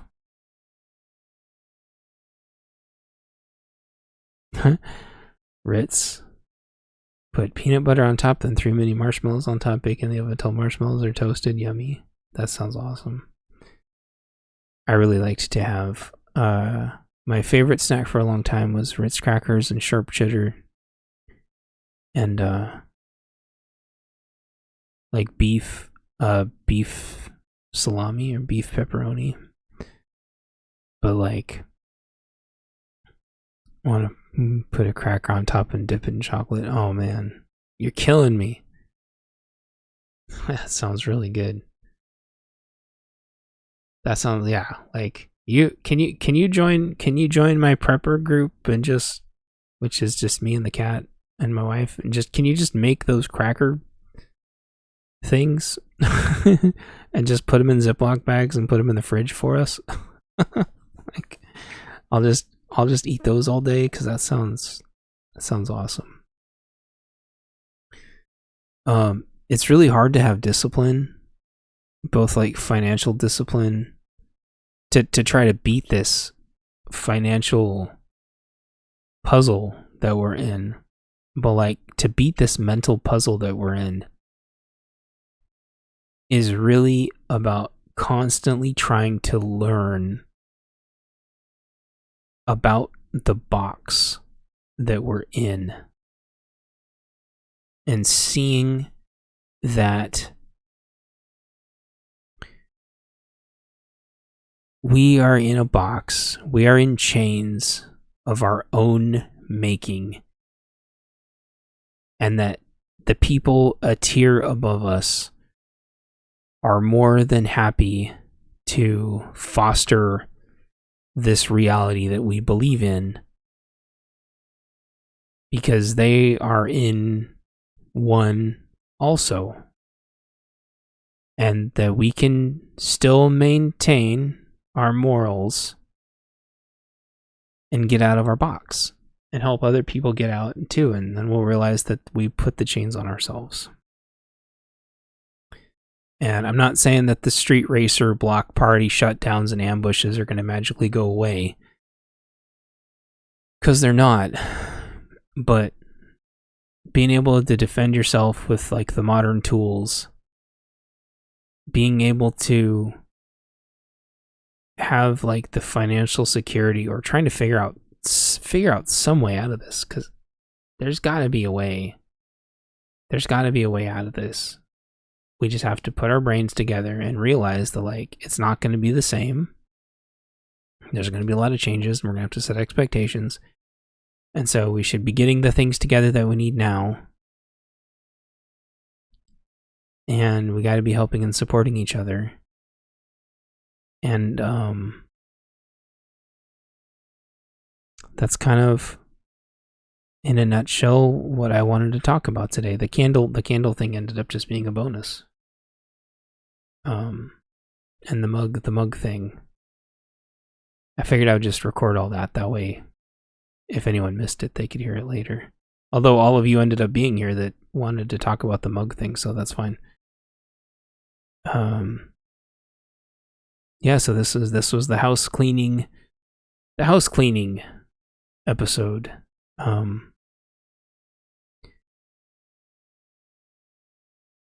I guess in closing, I want to say, as soon as you are ready to lose everything, and as soon as you are ready to give up everything,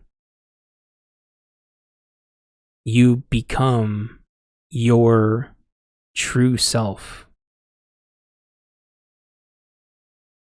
And there's a lot of the more popular and the more,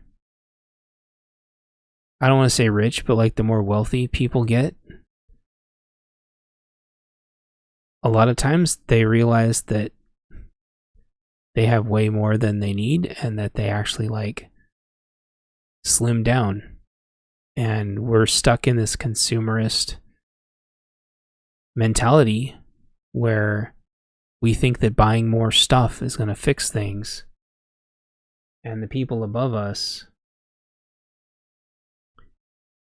are buying less stuff. And they pinch pennies and they're even more skimpy with their spending than we are. And they have more money than us. And they have more cars, and they have bigger houses, and they have bigger properties. And they save even more money than we do. And they have even less bullshit than we do. They still have the same problems, though. Because all the money in the world can't fucking put the can of worms back in of being a shit parent and raising a shit child.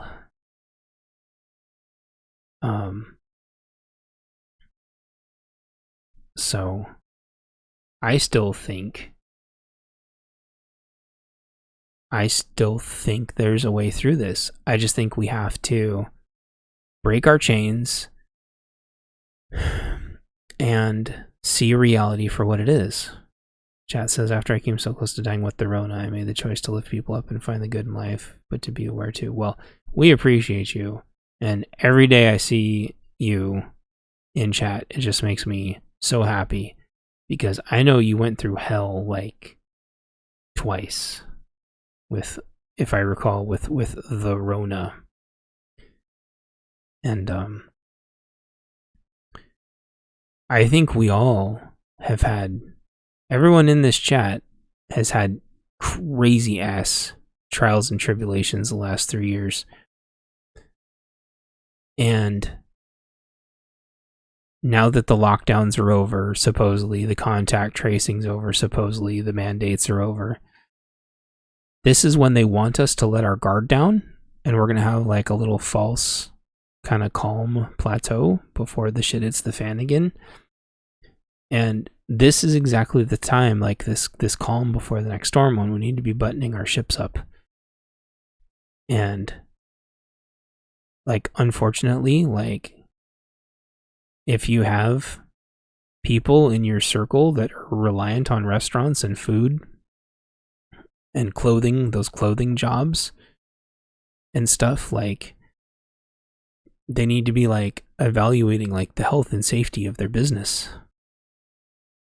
and its location and its like viability, to see if they can, if where they work is going to be able to pivot. If it's a restaurant, like, do they have the right clientele to where they're going to be able to make it through this? Are they like checking their supply chain? Same thing with clothes. Like, if you run a clothes, if you sell clothes, like, checking to where you get those clothes, checking to make sure that you're carrying the tools that you need to stay safe and that your building is safe, making sure you're sourcing the materials from other countries and other logistical locations that are like recession proof. Getting ready to hunker down for the next one, and not letting your guard down, and not going on a little vacation and then realizing that you're just kind of like putting a bandage over like a meteor strike. Because these Rona lockdowns and the mandates was just a test. It was a test to see like who the if our true us, if our true selves was going to come out, who was going to fold and be a little bitch, and who was going to stand up and evolve and give us like the growth opportunities we needed in like manageable chunks. Because what's going to happen is going to be way worse. Everyone needs to get the Better Home and Garden Betty Crocker cookbook. They'll teach the worst cooks how to... I know. I can't wait to get a little library again.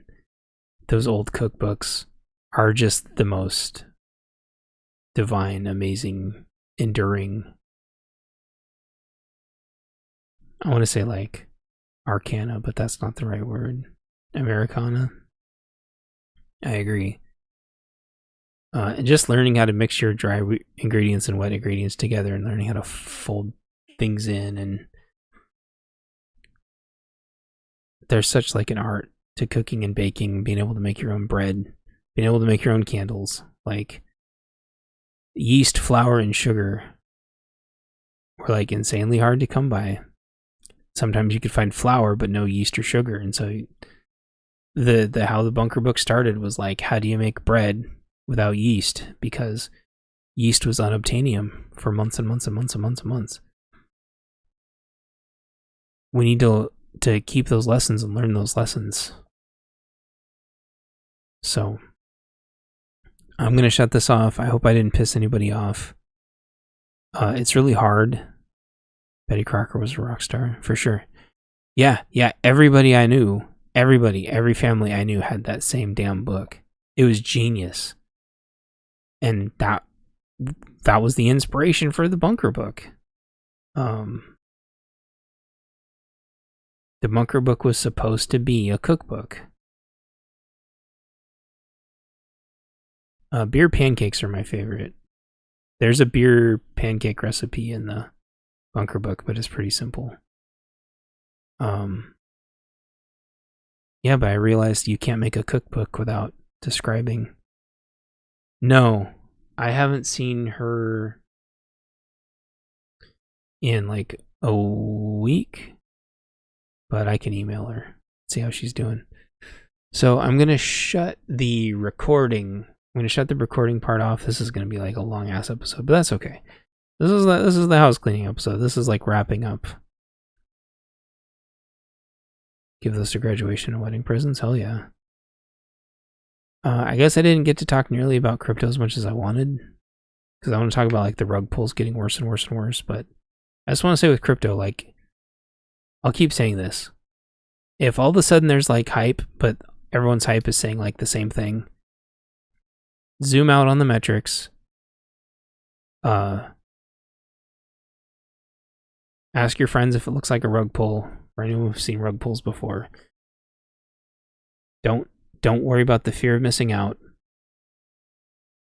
The likelihood of you getting rich quick on a crypto scam is almost zero, because the deck is stacked against you. Don't waste your money on stupid shit. Don't listen to stupid people. If they're saying weird, scary, dumb shit, just slowly dissolve and get away. And be safe and take care of each other and buy my books. And if this was helpful to you, throw something in my buy me a coffee. Chat says I don't trust anything I can't hold in my hand. Yeah, well, crypto's going to have its uses. It already has had its uses. But don't get scammed. It's this. I heard about like 3 more banks that are going to be crashing probably here really soon, probably within the next week, that are just hemorrhaging money. And there's a lot of institutions that are trying to buy their own stocks back. The stock market, the banks, all of it right now is like really scary. So this crypto warning is the same for every sort of anything investment right now. Even buying stuff online that looks good, you've really got to be careful. They're gonna try to regulate crypto, but they can't. They can regulate US exchanges, and they can regulate being able to take money in and out through financial institutions and fiat. But they can't actually regulate crypto itself. They think they can, but that's because they don't know anything. And if you want to write up like a bunch of questions about it, I can answer them. They'll try. But they can't. The banks and federal have just as much money wrapped up in crypto as everybody else. And they won't try to go for its throat until FedCoin's ready. And even then, they'll only be able to regulate it from a market and bank standpoint. They can't shut the servers down because they're all over the world. And they can't shut the transactions down because it's a blockchain. How my wallet's managed and my keys for my crypto aren't in the United States. So they can do whatever the fuck they want. It doesn't matter. I'll still be able to use my crypto until the internet itself is physically shut down and I can still VPN on satellites or VPN into other countries. I'll be able to use my crypto no matter what. And they know that. And they can't do anything about it. Just like they can't do anything about 3D printers. And they can't do anything about unregulated drones because people can just make their own. They can't do anything about night vision. They can't do anything about armor. They can't do anything about modern rifles. They can't do anything about ammo. Yeah. Crypto's in common use. They can't ban it. They can just shut turning it into fiat off. That's it. And like I said earlier on, that's going to be the same problem with gold and FedCoin also. Because if the internet shuts down, you won't be able to use FedCoin. If the phone networks and satellites are shut off, you won't be able to use your social credit score or your Vax passports either. And so they're going to have to keep all that. It's the same thing with radios. They can't regulate radios. They say they can, but they can't. They can just try to scare people. So if you want to talk about that more, like the logistics behind it, I'm happy to do a whole episode about that. But we'll be okay. Those things should be the last of your concerns. Food, modern defense tools, bandages, very, very, very basic radios, batteries, solar, candles. There's a lot of other things to chip away on. And it'll be really interesting. I'm eager to see them try to crack down on crypto when they own so much of it. So they don't ever talk about what all their credit's diversified into. It can't all be commercial properties and residential properties. It's got to be in something, and crypto's the only thing left. And the banks haven't disclosed how much of their holdings are in crypto. They were supposed to disclose that a year or two ago. They haven't done it. You don't know if there's like 20% of a bank's holdings in crypto. They could shut down crypto and it could crash every single bank. Maybe that's what they want. It's all about seeing how these pieces fit together. And that's why it might be smarter to have stocks in weapon manufacturing or something that has commercial and military applications, but they could seize the whole stock market. There could be a new Fed chair and they could just seize the whole stock market and regulate that.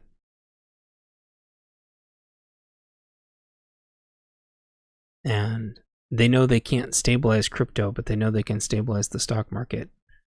And that's why I think they can't regulate crypto. because it's decentralized. So they can only shut it down. They can't even tax it. They can only tax the money coming in and out. They tried to tax it, and then they realized that there's no way to tax the way that the crypto is mined off the blockchain. It's really interesting.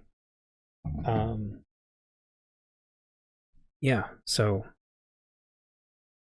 definitely not trying to like shut down your idea. It's very interesting the way crypto is set up. It is specifically set up directly to combat what's going on right now and support a parallel economy. So it's just a matter of keeping an eye on it, really. Just like you should be keeping an eye on our sponsor. Do you like to breathe? I do. And if you use my discount code, you get 10% off your next order of oxygen. Oxygen. It's great in many applications, like being able to breathe and other stuff. And so use my discount code today and get 10% off your next order of oxygen. It's very nice. And have a nice day. Check out my books and coffee page. You can get air in a can, you can get air in a small can, or you can get air in a large can. Or we can ship directly to you air in little baggies. They're good for lots of stuff. You can put them on your window, or tie a string to them and swing your bag of air around. They're lots of fun. Get your air today. All air is unscented, certifiable air. It's very great. Shipping and air taxes not included. You've been listening to the Bunker Codes podcast. I hope you found our time valuable. Please exit safely and conduct yourself responsibly. Until we talk again, have a nice day.